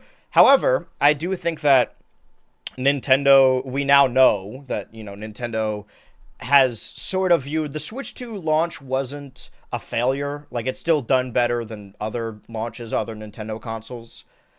But I imagine this Yoshi game being like $60 is emblematic of them realizing, hopefully, maybe this is copium, of them realizing the shortcomings of the launch and maybe scaling back a little bit. And if they can win this lawsuit, they're not going to cut the price of the console, and we're not going to see any of that refund. But maybe moving forward, they'll slash the prices of stuff a little bit. I was surprised to see a lot of deals on Mario Day, or like the week of Mario Day, because I feel like Nintendo doesn't often lower the prices of their mainline Nintendo games on the eShop. I just wanted to bring up the thumbnail. Yeah, I mean, I'm glad that they're actually doing it.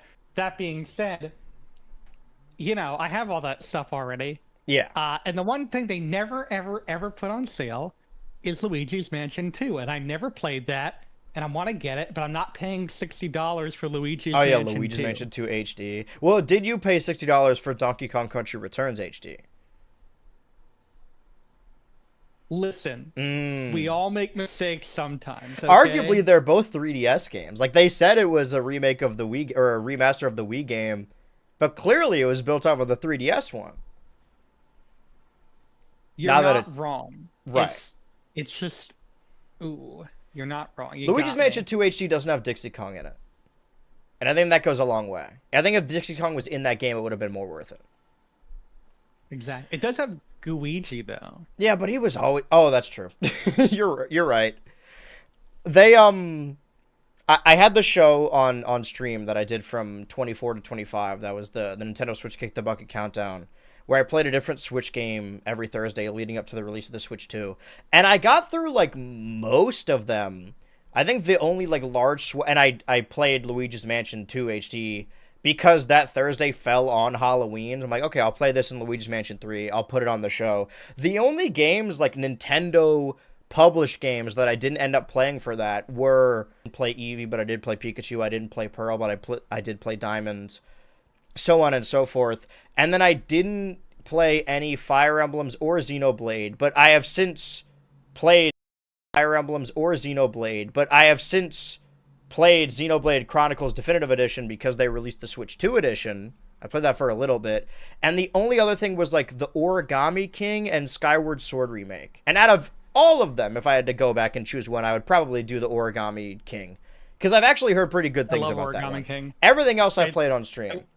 If I told you it was my favorite Paper Mario, would you be shocked? No, I feel like I'm not as big of a Paper Mario. I only got into it recently. Like, I played through 64 in preparation for the Thousand Year Door remake. And I understand where people are coming from, but also I haven't played Origami King, so I guess I have no dog in this fight. But I wouldn't say that's an unpopular opinion. Well, I guess the argument is after the Thousand Year Door remake, do you think that whatever next Paper Mario game they have in development, do you think that would go more in the direction of the original and Thousand Year Door, or do you think they would stick to the Origami King template they were using? This is the least original idea ever, but I want them to... They either have to go all in on going on the RPG aspect, like they did with the first two games, or just drop battles in general. Like, the best thing about Origami King is it is a really fun adventure game. Everything that is not battling in the game is really fun, and I don't hate the battles. I actually enjoy the battles from time to time, but like, there's so much about Origami King that I enjoy, and battling is not even like close to the top. Yeah, I will say prior toward playing the first one and Thousand Year Door, the only Paper Mario I had played was Super Paper Mario. And that one, if I remember, doesn't have RPG battles, right? Does it? It does not, no. Yeah. It does have leveling. Yeah, RPG elements, but every game has RPG elements now. You know, Pokopia, you can level up.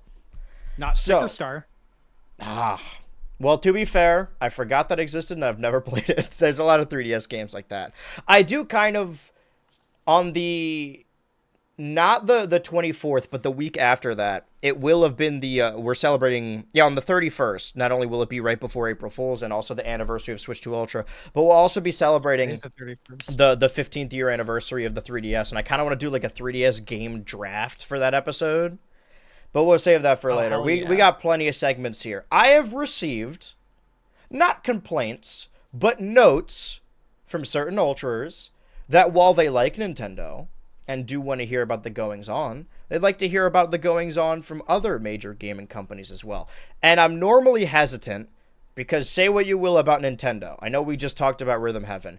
But if they announce something, they're pretty consistent with releases eventually, right? There are standout examples like Tears of the Kingdom and Metroid Prime 4 that took a while, but they did eventually come out.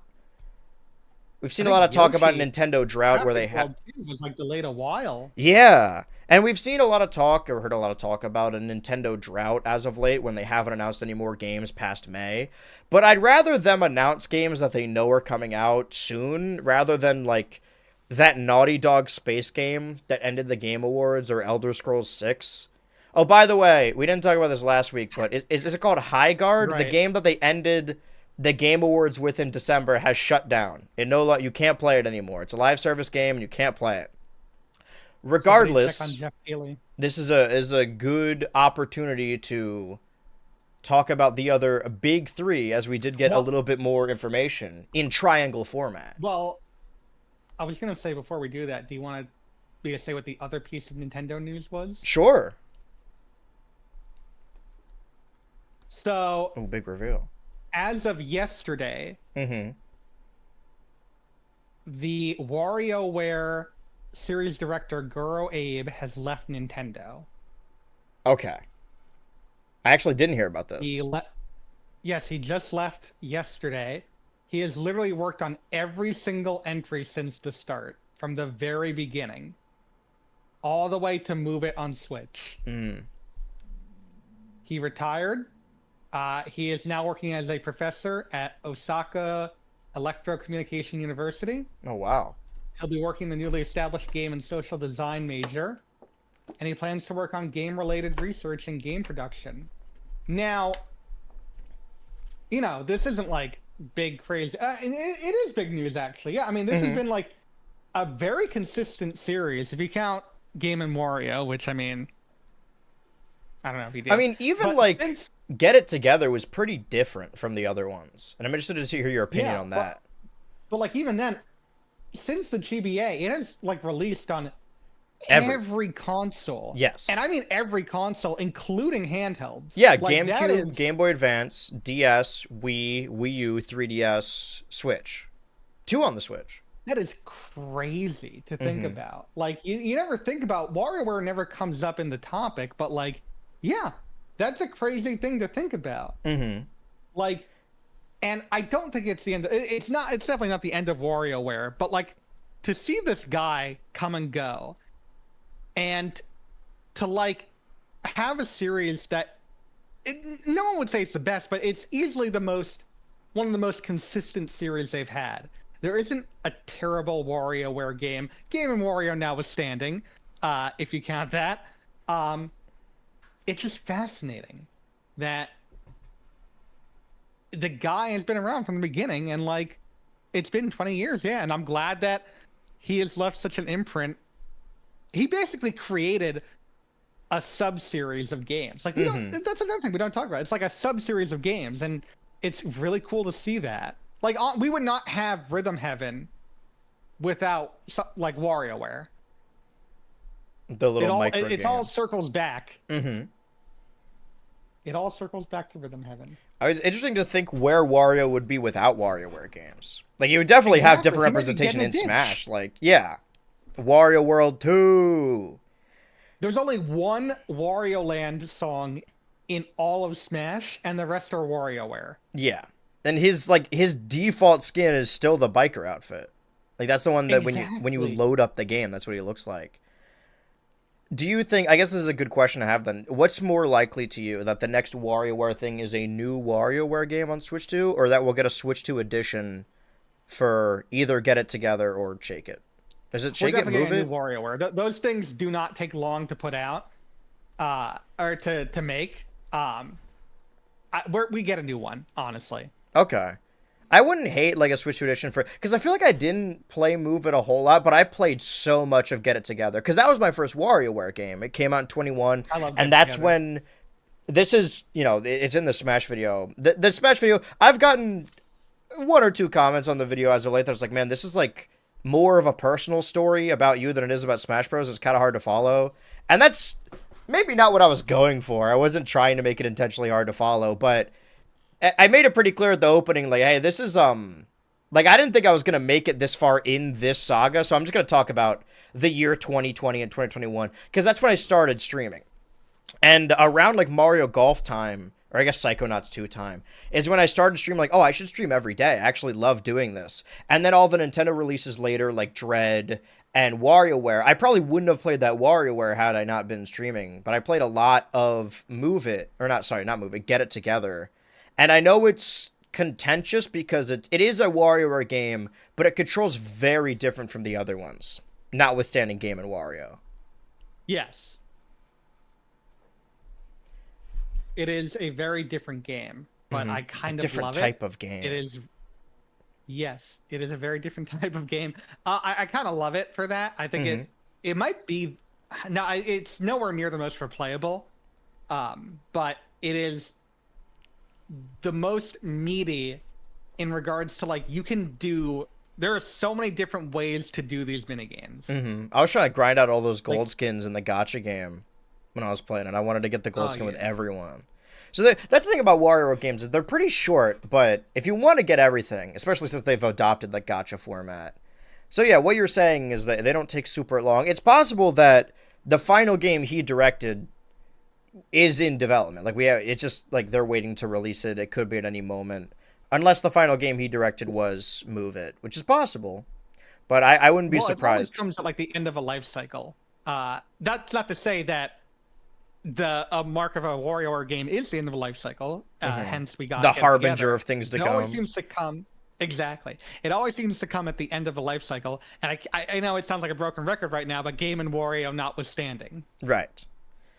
Well, that is... No, actually, it could be, because that was... The beginning was the end for the Wii U. Yeah. I mean, the Wii U didn't last that long, so that was like, what, 2014, 2015? Writing was on the wall by that point anyway. I guess whatever year you put it in the Wii U era, it's technically close to the end. Because if you're like, oh, three years is like close to the end... Then it was like only a 5-year stint, so 3 years is the very middle. So yeah, those are... The purpose of the Switch to Ultra podcast is really to talk about anything we want to talk about. And we will talk about other things after we talk about this. It's a very vague way of going about it. But I did want to bring up the other console manufacturers. Because, you know, 2025 was the release of the Switch 2 and the Nintendo Series consoles. Because of consoles like the Wii U, are offset a little bit, right? The Switch came out in 2017, 3 years earlier than the other consoles, because the Wii U wasn't really shaping up to be the console they wanted to, as opposed to the Wii, which released very close in proximity to the Xbox and PlayStation. But now, there is a new challenger that we heard about close to the Game Awards last year. The Steam Machine. I think it just got announced in a Valve video on a random day ahead of the Game Awards that they would be releasing a new Valve VR headset and a new Steam Machine. Before everything happens, you know, we had already heard that the Steam Machine was going to be priced competitively with computers as opposed to consoles, so it'd probably be pushing $1,000. Since then, the price of hardware for stuff like that, especially RAM, has ramped up a lot due to rampant AI usage. Also, you know, there was a bogus AI 3D Mario leak. I don't even want to show it on screen, but if you've seen it, it's bullshit. But Valve recently... Love me some Super Mario titties. Yeah. Valve still attests that the Steam Machine will be releasing in 2026. We still don't know when that is, but I will say... It's definitely launching with Half-Life 3 as an exclusive. And I don't know when that is, but they said 2026, so I have to take their word for it. It's sort of crazy that they're committing to this. I guess they have to. But similarly, as far as, I mean, we have two threads to follow here, which is hardware and exclusives. Let's veer to the right a little bit. I have said over several months this year on the podcast and on stream, oh, this is not only the 25th anniversary of Xbox, but also probably the last year of Xbox. There are non-Nintendo consoles about every 7 years, and the PS5 and the Xbox released in 2020. So I assume that, the next console would be released in 2027, which is next year. So we would be hearing about it now, or around E3 time. I did not think Xbox would be announcing anything new. I just assumed, no, this is the last year. They're not going to go away, right? They've bought up all these companies. They'll still be making Game Pass as a software, as a service. But as far as console manufacturing, they're done with it. And then, in between episodes of Switch to Ultra, they posted a teaser for something called Project Helix. And of course, they've gotten a new Xbox game CEO. And I talked about that last week as well. And we don't know anything about Project Helix, but what insiders have said is that it's supposed to be an expensive luxury console that is focusing on power and hardware.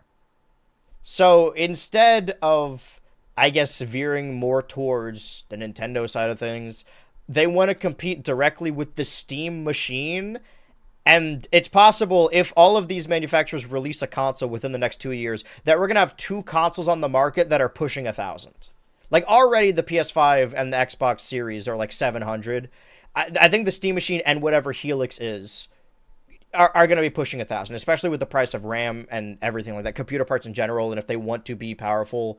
because the thesis of the Steam machine is like, oh, we have Steam architecture already on the computer. People who don't have a proper computer can get a Steam machine and not only use it as a computer, it's convenient, but also have access to all of these Steam games.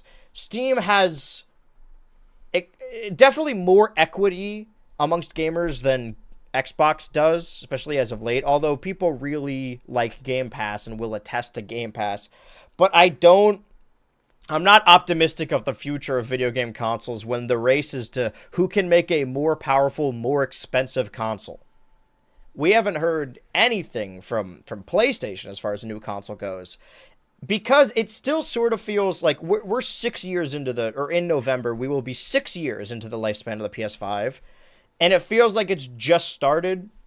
And I think, and a lot of others do, that is emblematic of a lack of exclusives. People in the modern day say that exclusives really aren't important, but I don't think that's true. I bought a PS5 so I could play Astro Bot. So the little story up here is that Bluepoint Games, which developed the Demon's Souls remake for the PS5, which is one of like a handful of games that is still exclusive to the PS5, went under. PlayStation Games like bought them up years ago and they made Demon's Souls, and then they went under. And all the stories internally from whistleblowers have been that they kept going to Sony with concepts of remakes, like, oh, we could remake this game, and Sony just kept telling them no. Most egregious, the headline there is that Bluepoint requested to make a remake of Bloodborne, which is a cult classic From Software game that people have wanted to remake for a while because it's stuck on the PS4 still to this day.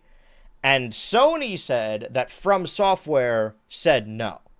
Now, we don't know if this is true, if From Software did say no or Sony just didn't want them to get involved with Bloodborne, but Bluepoint Games no longer exists. And Demon's Souls is still exclusive to the PS5. And I say exclusive, when I mean exclusive, I mean you can only play it on the PS5. And I think the argument amongst consoles is often like, oh, well, as far as consoles go, it's a PS5 exclusive. Same goes for Xbox. But Xbox doesn't have any exclusives because you can play them all on Windows. The PlayStation doesn't have substantial exclusives because you can play them on Steam. Apparently, Sony is attempting to backpedal or pull back a little bit more on that, and is trying to move away from having their future PlayStation games also on Steam. So I played that Ratchet & Clank game that was a PS5 exclusive. It ran poorly on Steam, and games like God of War and Spider-Man are on Steam. And they've said moving forward that their exclusives are going to remain exclusively on PS5 infrastructure, and specifically in the context of that Wolverine game that comes out later this year. And when people talk about this, I've heard people and read it in my chat being like, oh man, this means like no Astro Bot on Steam. But Astro Bot is a very specific case where that and its pack-in game Astro's Playroom are ostensibly like tech demo games for both the console and the controller. And you can use a PS5 controller on Steam, but what's even the point then? If you're going to buy a PS5 game and a PS5 controller and play it on Steam, I guess it's cheaper to do that, but I never thought that the Astro Bot games or any of the Astro games were being ported. That is the news as far as these other consoles go. And we can soon, because of the end of the show, transition into our final segment where we watch a Nintendo Direct in the order that the Nintendo Directs were released.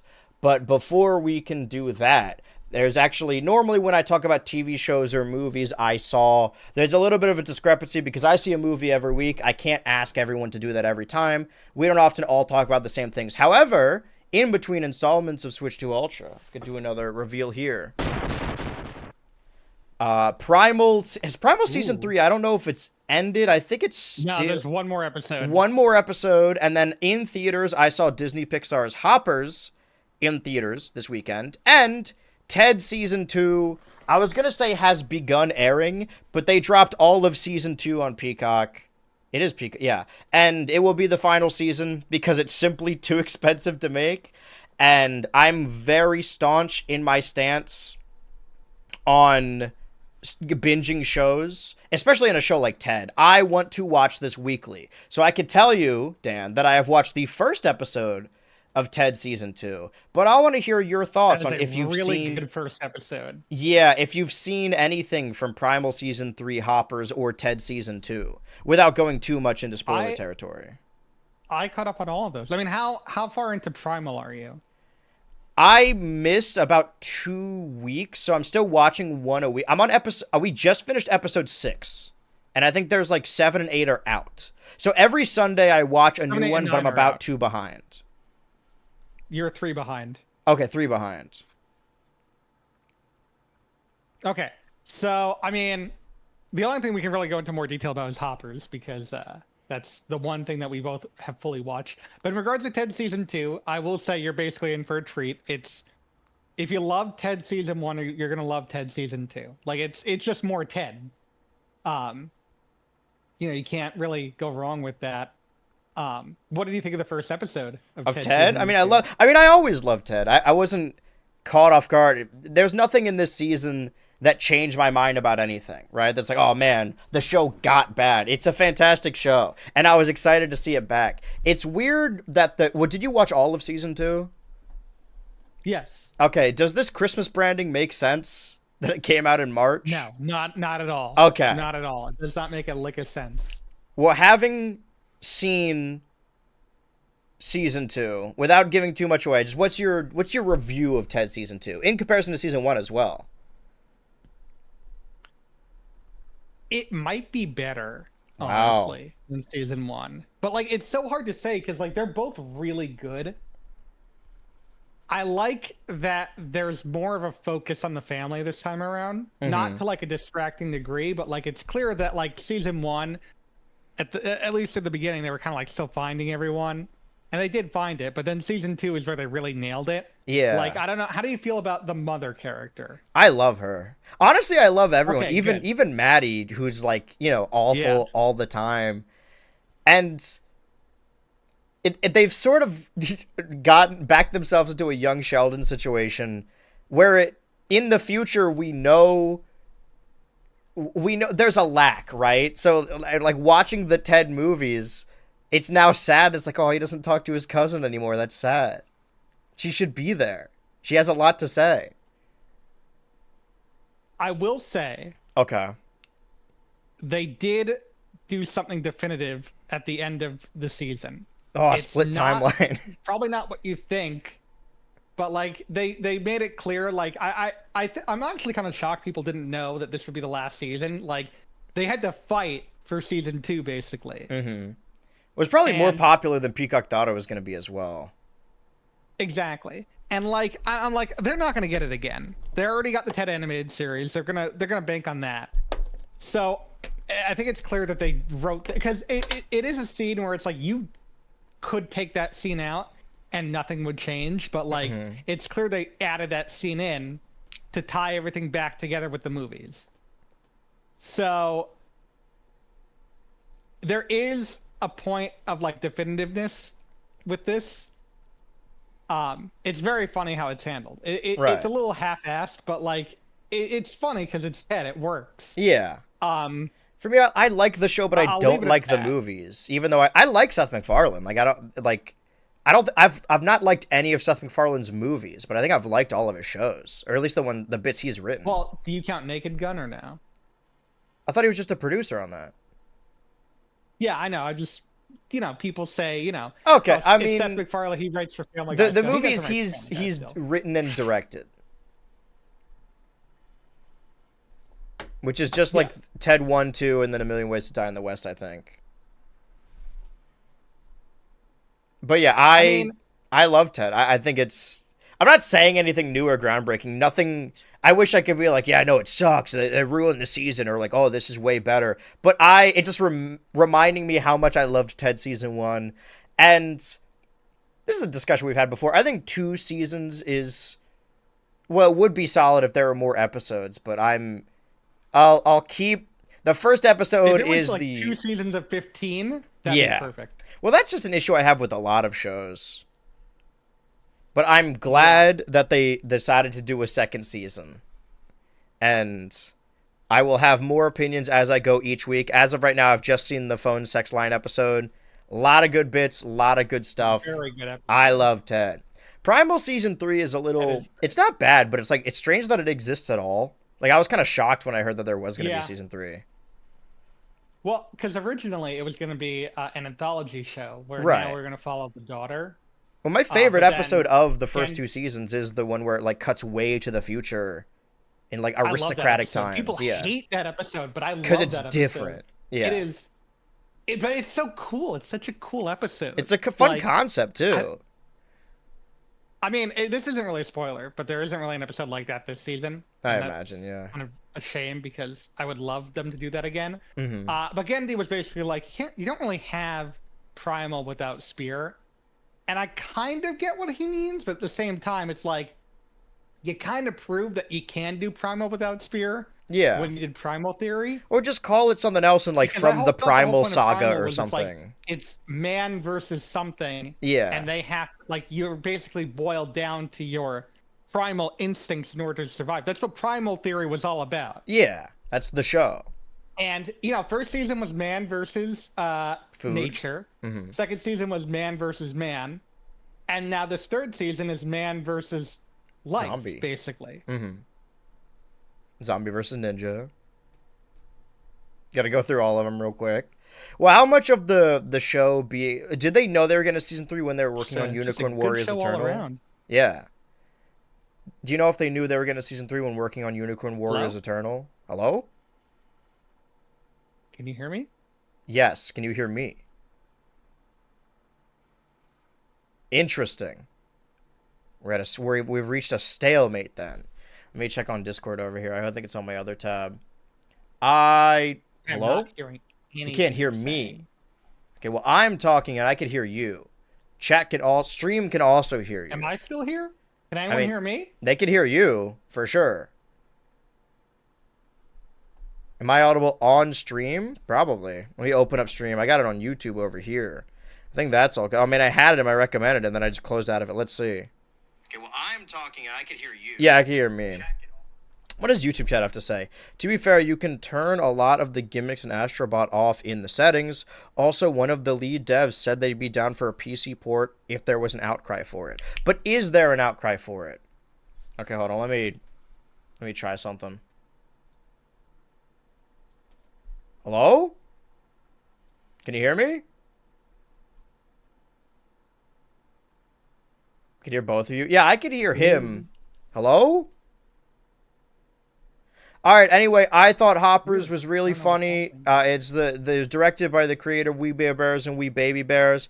I really liked it. I think it is both. Like, it really leans far into the, I won't call it gruesome, right? Like, this isn't going to be that SpongeBob image of them on the roller coaster going over the little hump. But, like, people, because it's about animals, we gotta see them get, like, murked all throughout the movie.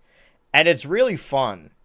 Not the murking part. The only thing I've heard, drama, whatever, rumblings about Hoppers is that apparently it was supposed to have more of a environmentalist message, but then Pixar got involved and changed the ending. Whenever there are stories like this, people immediately write off the movie. The same thing happened with that one Inside Out spin-off series that was about hockey or something. And people said, like, oh, we're not going to support this no matter what. But I think it's a good movie, and I think everyone involved did a really good job. And Dave Franco is the insect king.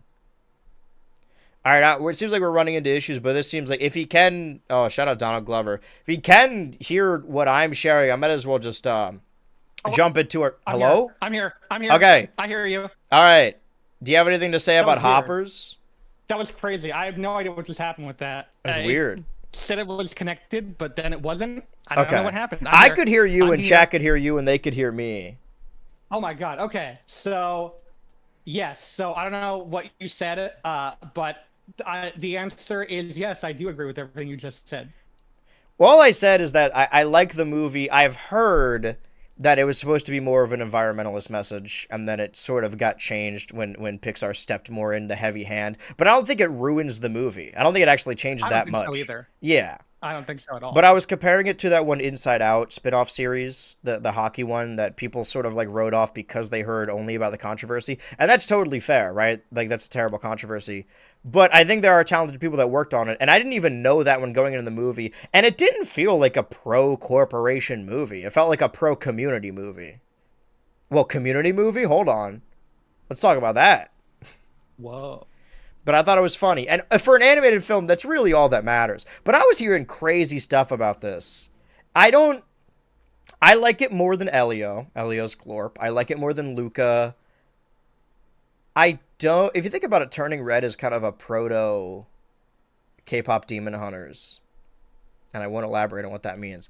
I think the last, the best Pixar film of the modern era, if we're counting the 20s, that is Soul. I think that one has the most soul and the most staying power. And I've heard people say that, Hoppers is the best one since so-and-so. The best one of the 20s, the best one since, WALL-E or whatever. I think that's a little nuts. I didn't hate Elio. I just didn't like it as much as I like Dogman. And honestly, I like Dogman more than I like K-pop Demon Hunters. That is crazy, but also, as someone who hasn't seen K-pop Demon Hunters, I'm inclined to agree if that's the case. It's fine. I mean, I really enjoyed Hoppers. I think it is easily one of the better ones they put out of the 20s. Mm-hmm. And to me, I think Luca was probably the one for me, compared to Really? Okay. Compared to Soul. I just think it had a better story. I think there was more. I don't know. I liked it a little more. Mm-hmm. But yeah, I mean, I think honestly, second half of Hoppers really saved it for me. I like the first half, but I love the direction the second half goes in. For Hoppers? Yeah. Yeah. Because I really love the Mabel design. And this is a thing that gets brought up a lot in these Pixar movies. The same goes for the protagonist from Soul. It seems more and more like there's an animated... this is the way animated movies go. Is that, there's a character, and then they get transformed into a thing, and then we just see that thing. I think that... This is not an argument of, ooh, modern Pixar versus classic Pixar. They fell off or whatever. But I do think...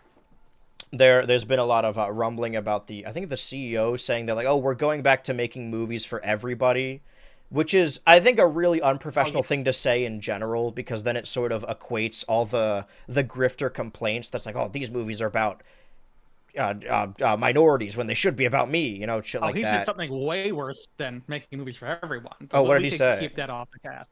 He's we're not making extended therapy sessions. Oh, fuck that guy. But I will say that for me, the thing that's been lacking specifically, the thing that stands out as one common theme amongst modern Pixar films, and this is gonna sound so much like a My Little Pony fan or something, being the show should be made for me. It shouldn't be made for kids. Or people when they always say I want a realistic, gritty Pokemon game. This isn't. I don't have this in the notes, but also there was a new indie company that has released a ripoff of Pal World. So now we're getting it diluted, so blatant, building on top of each other. This is going to sound like me being oh, it shouldn't be for kids, it should be for me. But if you look at movies like The Incredibles and Finding Nemo and WALL-E and Monsters, Inc., these are, to a certain degree, yes, palatable characters that anyone could project onto, but also monsters or robots or a family, where it seems as of late, and this isn't just a Pixar thing, but just an animated film thing in general, that when people in charge of films, whether that be producers or otherwise, think that they're making something for kids, they are movies for kids, they think that the easy through line is to make it about kids. Oh, kids want to watch kids. So Luca is about kids, Elio is about kids, Turning Red is about kids, it stars kids.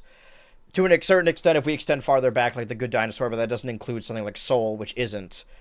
And Hoppers is sort of, she's a teenager in college, but I guess that's not a kid. And maybe that was the issue. Maybe they kept making movies about kids, and they have to make movies about college-age burnouts. People nostalgic for Pixar. What I'm getting at is the movies shouldn't be for kids, they should be for me. Every movie should be made for me exclusively due to my experiences. I 100% agree. Just for me. Man, what are the odds that you and me have so much in common? I guess we can hop into this final segment, which is the Nintendo Direct pre-E3 2012. If you don't know, every week on Switch 2 Ultra, we've been watching all the Nintendo Directs in order, the ones that are in English at the very least. And we are now on number 4, and this is the pre-E3 Direct. And the next Nintendo Direct is just E3. It's just June 26th. This was June 3rd. What do you think they're going to announce pre-E3? What is the purpose of a pre-E3 Direct? I don't know what the purpose of a pre-E3 thing Hello, is. everyone. Like, that's weird. Thank 30 you for minutes, joining by me the today way. To begin hearing about Wii U. It's good to see Iwata. I am here. Oh, inside Wii U. Nintendo Do we know about the headquarters Wii U in prior to this? In a 7th floor. Oh, you're not sharing the Conference screen, by the way. which- Oh, I'm not. Oh, As right, you- because I closed out of that. My mistake. Hold on. Share my screen. Entire screen. There we go. Now it's good to see Iwata again. You can Yes, see now we see. is rather plainly firm. This is like the era I remember being like the really like There boring is era. something Yeah, here when which was- This is quite what I significant. remember. When was Wii U revealed? These are the Japanese character for Dokuso. Wait, This is a Wii U term was officially which has revealed by guided Nintendo during their press since conference the at early E3 days of the 2011, company, June 7th, when 2011. Mr. Hiroshi Oh, so that was Yamauchi last year. That was president. last E3. Okay. But now we're seeing In stuff about the English, Wii U. It means creating something unique. I believe when you hear from Nintendo this week, there may be several times when you say to yourself, well, that certainly Welp. is unique. And That sounds like a hopefully backhanded you'll compliment be that he just thinking did. of You're new gonna does think sound of, in a good you're gonna way. look at these games and think, well, In fact, that was this Nintendo unique. Direct itself represents something unique Okay. because it really begins our E3 news announcements. Even days So before prior to this, our we E3 knew about presentation Kid this Icarus coming Uprising, Mario Tuesday. During Tennis, that event, Power we'll be focusing Tour, Open almost Tour, entirely on games whatever for it's called, Wii U. Skyward So, Sword. today, I'd like to introduce Dylan's you Rolling to Western. Nintendo's brand new home console, Oh, Wii here we U, go. And When its was the new last one controller was in a more conceptual April sense. 21st, 2012. So let's see In what this happened room between in April 21st and 2008, June 2012. We see. began discussing what we should do with Wii U I'll find the list of to games. meet our goal of creating something unique. And here is one of the topics involved in our discussion. We're gonna bring the family. Oh yeah, a big part of the Wii U marketing was Maybe bringing families this seems together. familiar to you. People are gathered together in the same room with friends or family, but they are not truly connected. He's downplaying They parallel are paying play. more Parallel play is attention kind of to their unmatched. devices than Yeah. to each other.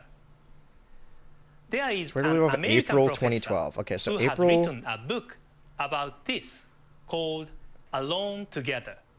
April. And I think Alone that Together. term Steven Universe reference? captures the idea. Whoa. In between New technologies Okay, no, this in is general February. have made life Mario and Sonic at the easier London 2012 and more Olympic efficient. Games on the 3DS. But we have Kid Icarus to wonder Uprising on the what 3DS. this will mean Fire Emblem for the Awakening. nature of Mario human Tennis Open relationships has been moving released. forward. The last Nintendo game was the Mario Tennis game. So one of the challenges we set for ourselves Yeah, that's okay. was creating Those games that we saw in the last that direct. will Those are the help 3DS games. unite Look at the Wii people games. I gotta scroll all the way rather down than now. divide them. Uniting whether in the same room or great distances It would have apart. been March 2012. Mario And Party this 9, was a the one with the tool car. we devised to help That's accomplish really that. it. It is a controller. It looks way for smaller Wii in his U, hands. That thing's and like it's called the Wii maybe I U just had it as a gamepad. kid, but I remember it being massive. I have it somewhere Let me around here, tell so I'm you sure it's how not. we decided on the name. Were there Nintendo In the DS games released in 1980s, 2011? We began selling a home console known in Japan as the Famicom and in America as the Nintendo Entertainment System or NES. The Right. controllers for previous is game platforms typically June- had a joystick Yeah, this is of June some 3rd, sort. 2012. But In 20 the days NES after this, had Pokemon only Black a and White flat 2. surface with the Wait, no, flat that's wrong because it was control released pad. in America in October. Ignore that. Because of this, players began referring to it Kirby Mass as a Attack. gamepad. Gamepad, I see. In any case, we decided Yeah, I think this is gonna that explain the this Wii U to name us. Also made sense to describe the appearance of the Wii U controller, even though it now also features So when you two saw the stick-type Wii U reveal, devices. were you watching like E3 2011 This as a is kid? probably the most obvious difference. Oh, it's stretched out. From the prototype No. we I don't think I showed was. at I didn't even know what. Okay. last E3? year. Yeah. That previous version I don't think I watched it live. I think I watched it afterwards. Control. Okay. I think I watched But we Pro decided Jared that rant about this it. form I see. was Yeah, see, really I think more this was appropriate around the era I was watching for all the portable Nintendo people, devices, so I'd like be up where with it. a This isn't the point where I was like low-profile watching form directs factor on my is own, but I would like watch Instead, other people talk about Here, them. we have So what did you incorporated think of the Wii U reveal? sticks Did you think it that was a new not console, only or did you think it operate was a Wii precisely peripheral? Because that's a in point of 360 confusing was a new conception. degrees, I did too. but which and I was a also dumb can kid, be you know? pushed down for an added method of control. But also, we were Nintendo fans. In addition, So we've been training we for the have show our whole also lives. redesigned the back of the controller. Once we get through and all the the directs, we gotta layer go back and watch to E3s, or maximize we gotta watch comfort. Pro Jared's E3 Even coverage. if you are playing for Honestly, a we long gotta get him on the period show. of time. I'm sure he has a lot to talk about. I know, right? A couple more things. Oh? This mark to the left of the screen Did we know what Amiibo is was the yet? location for the NFC Is this just for reader Pokemon right. Rumble U? You can place cards or figures on this, Cards or and figures? relevant data will be read or We probably written should have thought more about into that. your The fact that, like, experience. Amiibo was a This 2013 button can be thing. pressed 2014, even when 2013. The Wii U So yeah, what itself did we think is that not NFC reader activated. was used for prior to that? With the That existing is a good remote, question. or Did you I ever couldn't use the believe TV it. function on the Wii U? you can I simply never turn did. on I didn't Not either. or once. turn I could off never figure the out how to make game it work. console. Beyond that, This is also you like need your TVs more, or not more cable clunky, remote. but certainly bigger than just a TV But remote. With Wii U, the gamepad Yeah. itself becomes a fully independent infrared TV remote. It's interesting that, like, in comparison, I don't want to, like, Next, you know, let they me are a talk company. about I don't want to give them some too of much the credit to be like, things oh, kawaii that the Wii U Nintendo. gamepad In comparison to makes these other evil possible. companies, they're the company I like. But it does seem like, for Last whatever year reason, at Nintendo E3, has like we a talked not a about vendetta, but like a the vested potential interest of two screens. in families and activity. Of course, I know that they're a many people family already company, operate but so many of their strange two projects screens just seem like of they were like, we both really have to get Nintendo families to DS interact, and or we Nintendo really have to 3DS. get kids to go outside. But with Wii U, two screens Right. become more I got that. I dynamic gotcha. because the I never used this relationship either. Is this between just them regular Wii is Sports, or not was this a fixed. new game? Secondly, the two screens make possible. So what does that accomplish, Nearly the ball on the as good ground? as It was like Wii asymmetric Sports HD, but you diversity had to pay in like a gameplay. subscription fee or something. In Oh. simpler terms, what is being seen or even done on the small gamepad screen I want to read is the YouTube different chat real from quick. what's All I could think happening about when on Dave the big Franco's screen character TV. appeared was Spamton from Delta. We'll be Dude, showing all you I could think what about this means when for Connors, the gameplay character, at E3 because we've been this week. watching or rewatching. I think you should The leave in my gamepad screen Patreon Discord is server. And also I was like, oh my god, it's a the touch it's the bestest baby guy. It's the You little can buff use boys the guy. stylus I to love draw Sam Richardson. pictures, or use your That finger see for the the only like usual when range actors are cast in voice intuitive acting roles, inputs. I'm okay with it when the actor like What isn't is more A-list, unusual right? If it's is just like a comedian how I the like, two screen can work together. I get that in reference now because I just started unprecedented watching ways. that show. I think you should leave. Oh, This dude, kind of I want to hear gaming your thoughts on that feels too. I love that unique. show. I only just watched the first The episode, so that's Wii U literally the one gamepad I got. also Oh, okay, well senses that's the best movement sketch in that episode. with Well, we're on motion, episode the Harley 3, so if you get Jervis 2 thing. episodes ahead, you can watch it weekly This with is a us. particularly important Is that it, the Harley for Jervis people thing? Yes. somewhat unfamiliar That's a really with good one. gaming. I fucking very hate funny. you. By using more Just go for Harley intuitive Jervis. motions to control I think a I game, used that clip in one of my videos where it's players like of little all Dinky skill Dankins levels throat can slashed. better play together.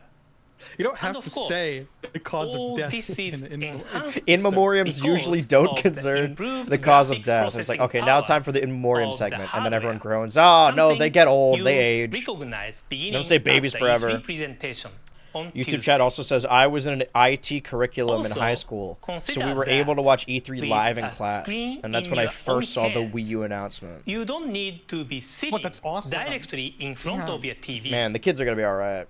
You might also find yourself in any In comfortable a familiar spot house with a familiar anywhere wife.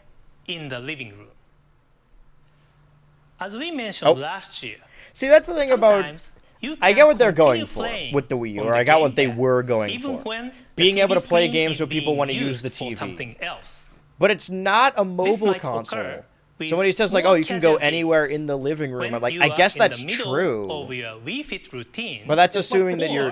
when 'Cause, like, you I had a- intend to spend many When hours I talked about this deeply before on the immersed pod that in your my game, family all shared the Wii. and others aren't And in the willing later to stages of the Wii, let you when have Netflix the was TV really to only yourself available on the for Wii, all like that if you wanted to time. watch Netflix on your TV, it was really And just on the in Wii. any of these situations, That they would use the not Wii exclusively only for Netflix to watch will like you episodes of see The Office or whatever. high-quality And I wanted to console play Mario graphics on Galaxy, the but I big couldn't because they were screen watching TV. The Office. But That after a those certain images point, can be I just displayed had the on the consoles Wii U in my room. gamepad Because, like, you know, my without sisters delay. grew up, Something and no for existing whatever handheld reason, game more often than devices not, can do. girls, at least Wii back then, U you know, will it's like support rooted in all your society previous that forms it of seems Wii more often control, that girls are kind of pushed including away the from Wii gaming remote, spheres. the It's just the way it nunchuck was. controller, and the Wii balance That board. video game just became like a For me those thing. It who wasn't are a family mainly thing anymore. We didn't interested all in have our DSs and all multi-platform share the games Wii. with So the more Wii was just traditional mine. means So of by the point I control, had a Wii U, I was just playing it we in my will room also anyway. offer the Wii U And I Pro would controller I would use as the a Wii U separate gamepad peripheral, to play the game which in my is bed lighter without having to get up and look at the maybe more TV. attractive That's all for I would use it longer, for.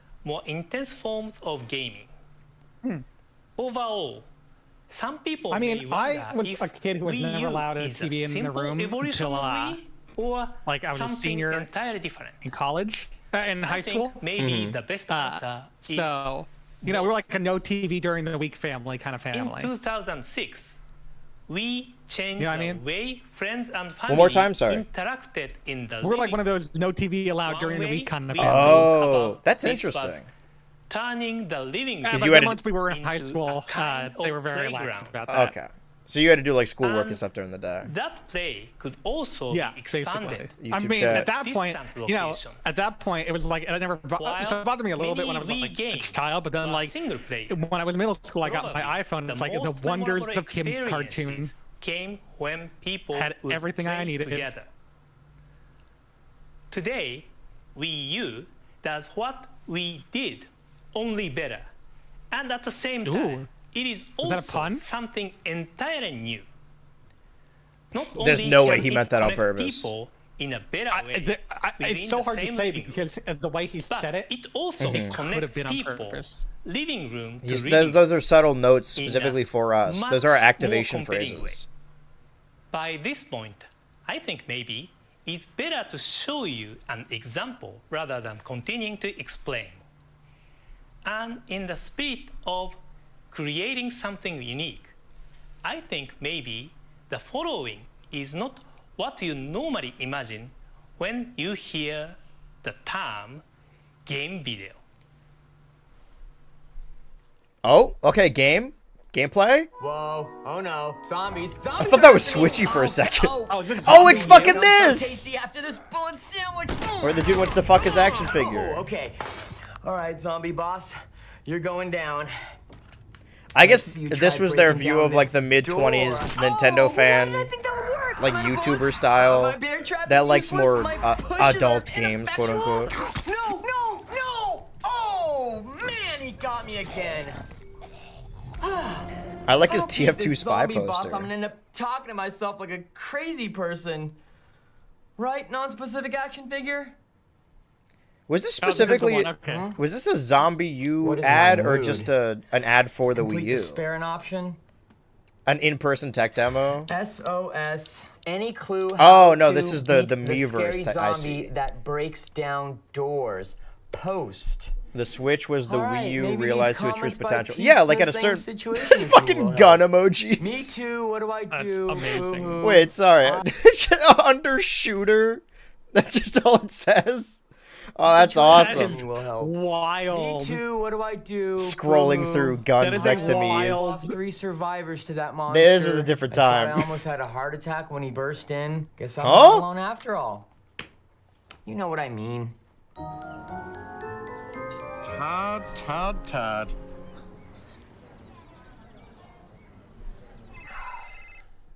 This is Todd, the non-killing zombie killer. Knock knock. Who's there? A polite zombie who doesn't Oh, this is just a break really down long doors when ad. he wants to come in. In fact, That's probably why the calls direct first. is 30 minutes. It's kidding. actually 15 Me, minutes of Warren. this. Yeah, I take it you saw my post. A little bit. You know, I feel for you, Todd. That zombie boss is a pain in the capital B. Don't worry, I'll be over soon to help you beat those games, as per usual. Actually, I think my buddy Octo G123 has it figured out. Guess I have all the help I need here, Warren. So, you don't need me anymore? Nope, see ya. I'm so sad. Excuse me, miss. Miss, I noticed you're drinking coffee also. Coffee drinkers have a lot in common. All right, Octo G123, let's see if your plan works. Your scanner reveals pockets of antibodies located on the zombie's swollen glands. Gross. Let's do this. Back to game. All right, come on. Swollen gland. What am I even looking for? No, get away! Didn't work. I mean, if it was Zombie U, it would say Zombie U. I think it might just be a nondescript shooter. Okay, come on. They came back to this. They had the switch to camera. Man, how's the zombie killing business? Lousy Octo G123. Call me Grandpa. That makes me uncomfortable. Says the guy who's I mean, this is a fun action figure. I guess they like.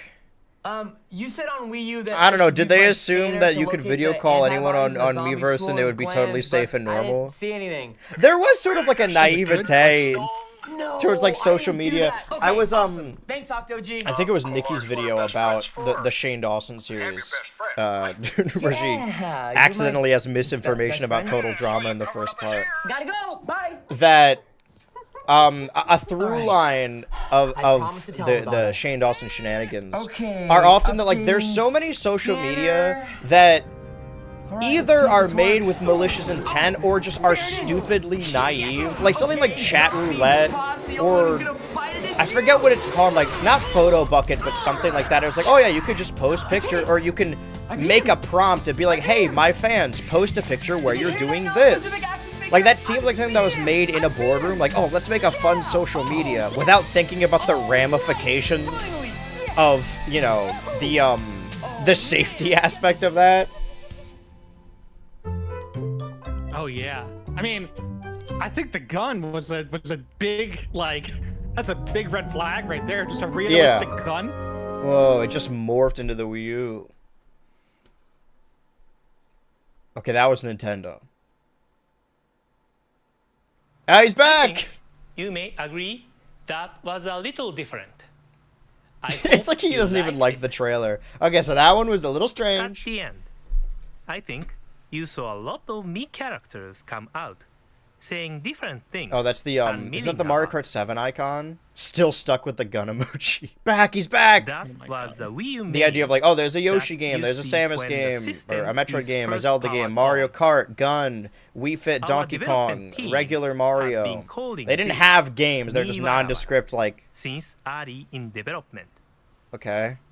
In Japanese, we use the term warawara to describe this kind of gathering. Roughly translated, This is like a it show, but refers we to only the see this general particular noise and episode commotion while it was in the middle of created its by second such a crowd. season. The me's you see there are not random.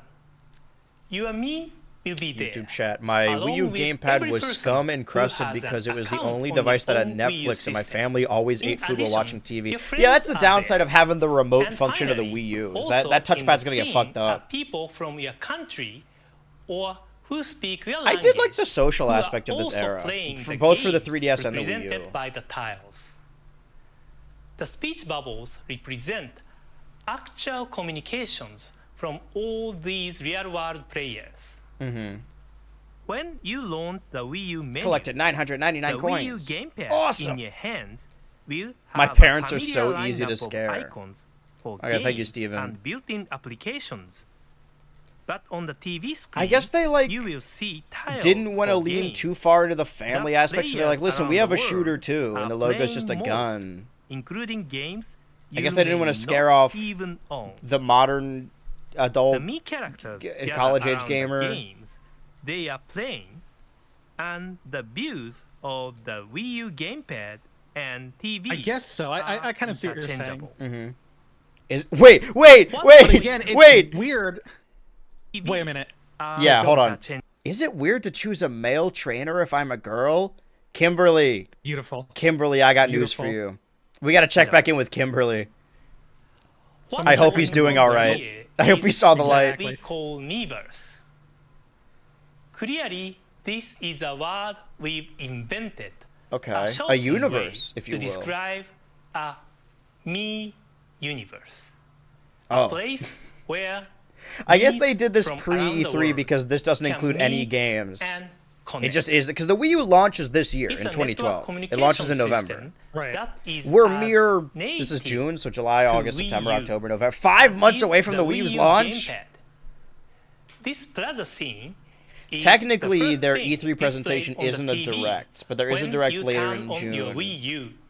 Was E3 Miiverse 2012 can the one with the also Star be Fox puppet? activated No, that was anytime into the Wii during U a era. game without the need to terminate play. Let me take a look at this. Certainly, the idea of a video game network is not new.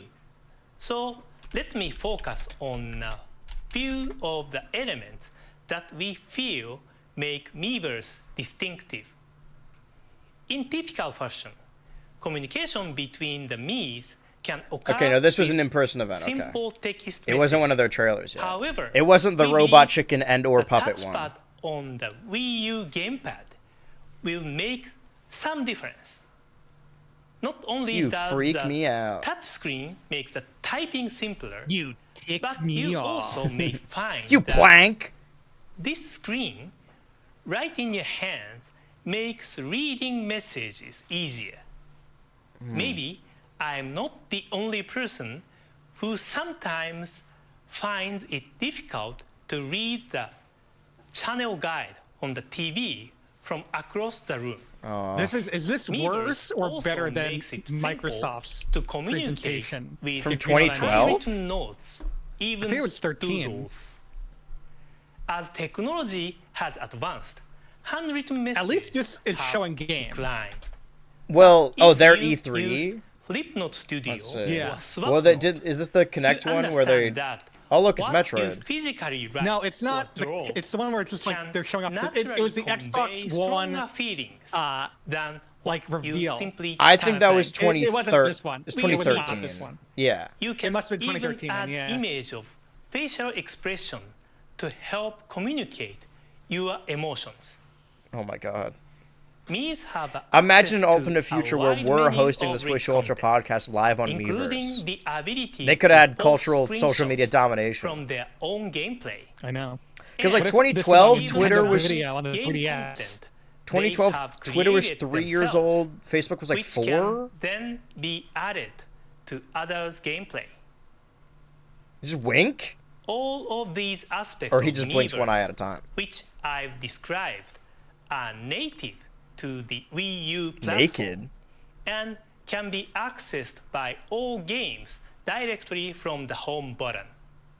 But of course, game developers will also be Oh. able to use Miiverse functionality directly in the game. We don't know about if new they Super so Mario desire. Bros. Wii. Well, this is just a And concept. They already have many Well, I mean, ideas. I thought when they announced the Wii U, that was While from the we game. No, will wait, yeah, no, now this is to the map of prevent New Super Mario Bros. spoilers U. that might Yeah, I detract thought they from announced that your game, experience. when they Yeah. announced the Wii U. Like, wasn't Definitely, that yeah. the game they announced? Miiverse Yeah, is but to we didn't, like, add know anything. not It just- of empathy between players. Empathy. Can you imagine if this came out Furthermore, like in the Miiverse current does day? not require Like the amount of visuals being the like, use whoa, of your it's a big screen. map like in Mario 3. Whoa, of your it's a big screen. map like in Mario 3. fact, Yo! Do you think And they're it's well? It was sort of on the novel Wii at U the time. They're like, gamepad dude, they're itself referencing the as Koopalings a and the social Tanuki suit. fully And then it was, like, capable really of overdone. linking player to player.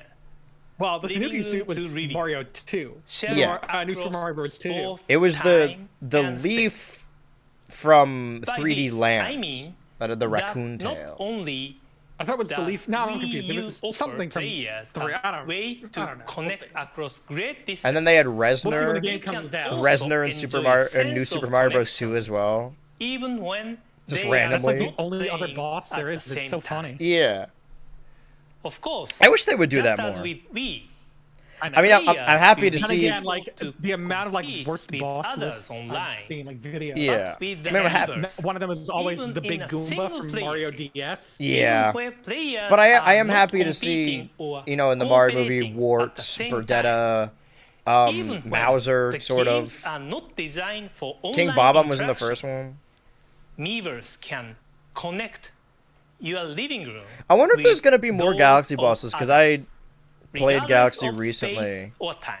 They got Because the Bugaboom, key components Dino of Miiverse Piranha, are browser-based. the These King social Caliente, connections will eventually the be Ghost possible Rock one, outside your home, away the from the Wii U spider that itself. shoots goo. We want to offer this Bowser's in the immediately game at also. launch, Well, we know Megaleg's in but the movie. later, Miiverse Yeah. will be available from your Nintendo 3DS, your PC, or any You could access Miiverse from the mobile PC, or is he device. lying? Previously, we I don't said think that that was a thing. we Damn, expect he really shot several for the moon here. generations of Nintendo hardware will be linked by the Nintendo Linked? Hold on a second. in a similar way. The social Nintendo elements of Network, that'll Miiverse never are work. also designed for Wii I mean, U, Nintendo 3DS, Kinda didn't, but and future Nintendo It did, devices. yeah. Let me close with one more thought. oh, this is our last one more In thing. 2006, I first talked about the three conceptual pillars which could be altered. That was 6 by years Oh, ago. we missed that direct. Yeah, we gotta start over. We First, gotta go watch. the relationship between the family. Yeah, dude, the and the hour-long gamers. like upfronts where they talk to investors. Second, the relationship. Yeah, we gotta get a hold on between- those. Isn't that the Otherwise we're first not doing the Switch whole thing. reveal? It's like an TV. hour-long thing, and they're like, "We're also making And Capcom games." Third, the relationship between the don't- TV and the internet. The Wii U gamepad makes each of these connections. It's so even funny to richer. me that they were so That's big because on the second screen this. on the Wii U The game connection and then when the aspect? Switch came out. perform No, like the different idea of like making it an all-in-one functions, even machine, at times Yeah. And then when the Switch independent comes of out- Wii U itself. especially for Switch 2, We showed like video they chat functionality as completely well. backed off of that. They did not do There any. is Yeah. also an They internet had browser Hulu, that allows Crunchyroll, you to share Funimation, and what that might you be are it. browsing And on honestly, the fact personal that like screen in your hands, none of those are available on the in Switch living 2. Like you room cannot using open those on television. Switch 2, and I don't think you can even open those on Switch anymore. you can Yeah. input Like, text Well, and, I mean, read in the era text on before, the there was small no like screen in Fire your TV hand. sticks or like Roku And stick, when or even like watching Roku the TVs. videos Like, and so photos with everyone, the concept of watching you show YouTube videos content and streaming on your separately on TV, the TV screen. really the only way to do it was through gaming consoles. Normally, Like I remember the there was an browser exclusive. screen would That was show one of the the first same like thing Xbox like on Connect both things. They're the like, we're Wii having U an gamepad exclusive screen Hulu deal, and and there was a little TV. bit of a console wars But between the you streaming can close services. a curtain over the TV screen. Right? No, I remember that. so It's the just crazy content that like can't be seen like until PS5, you Xbox open Series the X curtain, still offer those. adding It's just some weird that Nintendo entertainment never elements thought to like. to browsing. I will internet. say Like, I did think about, use like, this these- feature another where I would like feature we would that queue up was YouTube prepared videos and then have the based on curtain this over it, concept. and then open the curtain to reveal what the Creation video of was. Miiverse Yeah. That's was always fun. done Well, with even like the the same PlayStation and thought Xbox, like in mind. Xbox Series, I think still I plays often quote Blu-rays. something Like my said roommate by uses Mr. his Xbox Miyamoto, One to watch that Blu-rays. well Yeah. known around the It does. world. Do they the play Ultra father yet or no? of many franchises. such The as Xbox One or the Mario Series and X? Any of them? His belief is I don't that know. I haven't. a great Again, like idea I solves the understand multiple it because I problems also don't at use the my same gaming time. consoles for anything other than gaming. we But believe I would imagine this so. describes the Wii U game. When are they I gonna mean, add yeah, no, I laser just disc mean, like, connectivity? It is an idea that Like, has because the Ultra potential players to go for like solve $300. several of So the it's like, problems I don't even own one. Wii U So. was designed interesting. to But wasn't that like I knew people growing up We who like believe it their can families help they only had a solve the PS2 because it issue played DVDs of and it was cheaper than a alone DVD together. player. Yeah, no, for sure. We I believe mean, that's why I'm it wondering if the enables Xbox or the PS5 sharing of more have smiles, that capability. more I laughs, Well, I remember At- the and 360.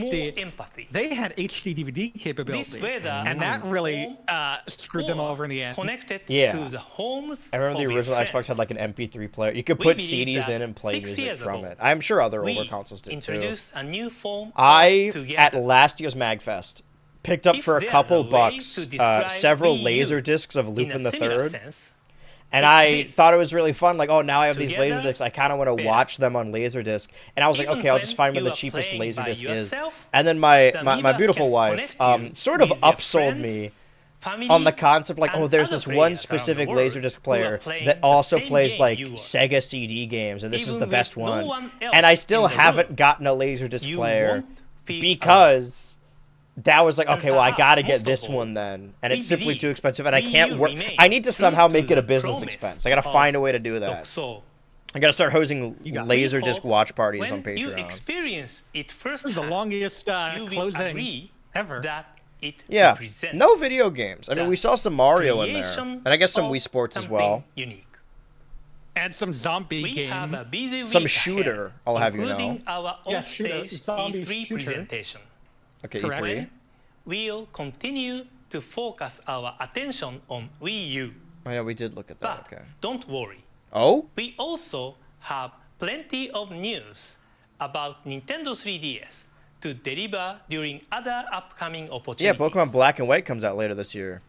Thank you Sorry, so Black and much White 2. for spending this time. You can play with them us on the today. 3DS. And Also I plan freaky on forms. guest tweeting. But you can't play all Bowser's through Inside E3 Story. Hashtag on Iwata Nintendo says. 3DS version to Twitter play that. account. And I hope Damn, it's you'll nuts be that back in the able day, to like, yeah, join tweeted to us. follow our Surely E3 that can't go presentation wrong at on any Tuesday, point. when If you have a problem with the We'll direct, definitely respond. Yeah, We will tweet it at us. 100% respond. concrete examples of video game experiences you've never had before. that's Thanks certainly again. probably true. Oh my god. I Well- think that might have been the worst one so far. The last one was pretty. No, you're right, because the other three at least, like, you know, featured video games. Yeah. Well, Dan, Do we've you covered. think Switchy knew what was happening, and that's why? Oh, that's why It was he. like- Well, I wanted to Yeah. ask you how your time in the archipelago went. Did you get any Pokemon research? Because from Southeast Asia, because he didn't know that you had come back. I know it's tragic. Hopefully I can go out there and save him next week. and Right. I don't get stuck out there again. Or no, you're going out there next week. Yeah, to I'm save going him. out there just in case. You know, I'm gonna bring my teeth with me just in case. And who knows? Maybe if we go out there, we might accidentally bring something back with us. We might. It's Damn. all leading up to something. It could. Yeah, that's when the show ends, the big finale. Well, I have released a Super Smash Brothers video that you guys can watch on the BHultra YouTube channel right now, and the plan is to have it's not. I don't know if it's a good bit if I announce it ahead of time, but you know, very few watch the streams as much as watch the videos. I'm gonna try and do. There's an April Fool's video that I want to make, and I want to be a little bit more lax on myself and be like, okay, I won't have strict release dates for all this stuff, so I can have a good quality of life, work-life balance. But that one obviously needs to be April 1st. That is what I'm working on. Dan, where can people find you, and what projects are you currently working on? You can find me on YouTube, the Dan the Man Show. I'm still working on the Smash American Dad video. Gonna be working a lot on that in April. March is gonna be a lot of me moving, and that's gonna be a lot of fun. But I am still working on it in the background. So a lot of I'm chipping away at it. I'm getting it done. I did see a clip from the latest episode where Francine brought back her famous Francine dance, but they added like vagina bones to the animation. Thoughts on this, Dan? They did, and you're also an episode behind again. Well, I didn't watch the episode. I just saw that clip. Well, I mean, I think I made my opinion pretty clear that they didn't have to do it, but I appreciate they did. For I'm reasons glad that they did. This has been the Switch to Ultra podcast episode 43 or 34? 43. 43. We've been through a lot. I have been your co-parent, BH Ultra. And I've been your Funkle Dan. And I think we need to go play some poker. Find some strangers, gather around a table. I'm hanging up.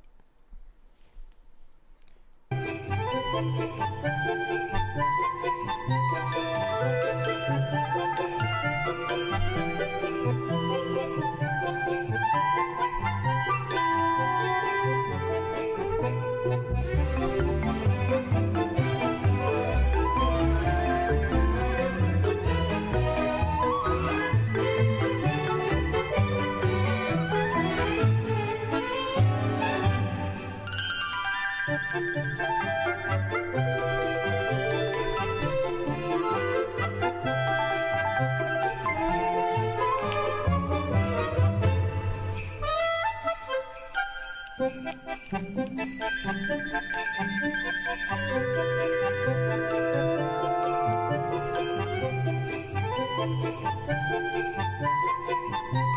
the Oscars happening right now? Okay, well, stuff's always happening between episodes of Switch 2 Ultra podcast. Sorry, this was Dan 2 Ultra.